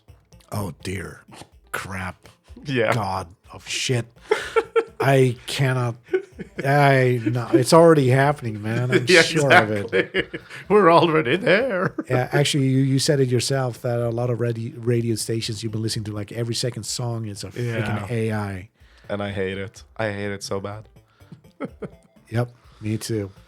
So, but yeah, we're getting to the end of the episode here, and it has been so great. This is definitely the longest episode recorded in history of this podcast. All right, cheers to that. Cheers to that. I'm all out of drinking. Me too. But cheers anyway. Empty. It's okay. Empty. It's all right. I got it. All right. I am your father. Crap. God dang it. No. But anyway, it's been a blast talking about these 3 games. And I'm definitely looking forward to this last game that we don't know a name of. I'm guessing we don't have a release date or anything about it as of yet either. So I'm just looking forward to be able to see this game in the end. Yeah, and that comes back down to me. So they told me that we want you to mix and master. So I'm saying when I get back to Japan, we'll start working on it. So maybe there might be some teaser trailer or something. Yeah, when we release this. I think there might be one. I think it's like 4 weeks from now at least. Well, we'll see. I'll let you know. Yeah, if that's the case. Yep. Yeah, we will post on the Discord that I have with the podcast so people know when things like this are getting online. All right, sounds great, man. Yeah, it's always the best part, following up on developers and composers and everything that they're working on, basically. That's the best thing in my opinion. And it's so much fun. It is so much fun. So yeah, with that said, I think it's time for us to lock things up here with the podcast and everything. If people want to get in contact with you, what can they do in order to do that? All right. Well, they can go to Twitter, X, and you can find me at Dropkick3Y, or as if you will write it out, Dropkick Monkey, but with a 3 instead of an E at the end. And of course, I got my YouTube channel. It should be /Daniel Lindholm at the end of it. I think that's where I am, or maybe there's another guy with the same name. I will check that out. If so, we'll put it in the show notes. And of course, I got Facebook as well. And yeah, it's just look for my name associated with like Street Fighter 5 and Resident Evil 6, and you'll be able to contact me there as well. And that's great.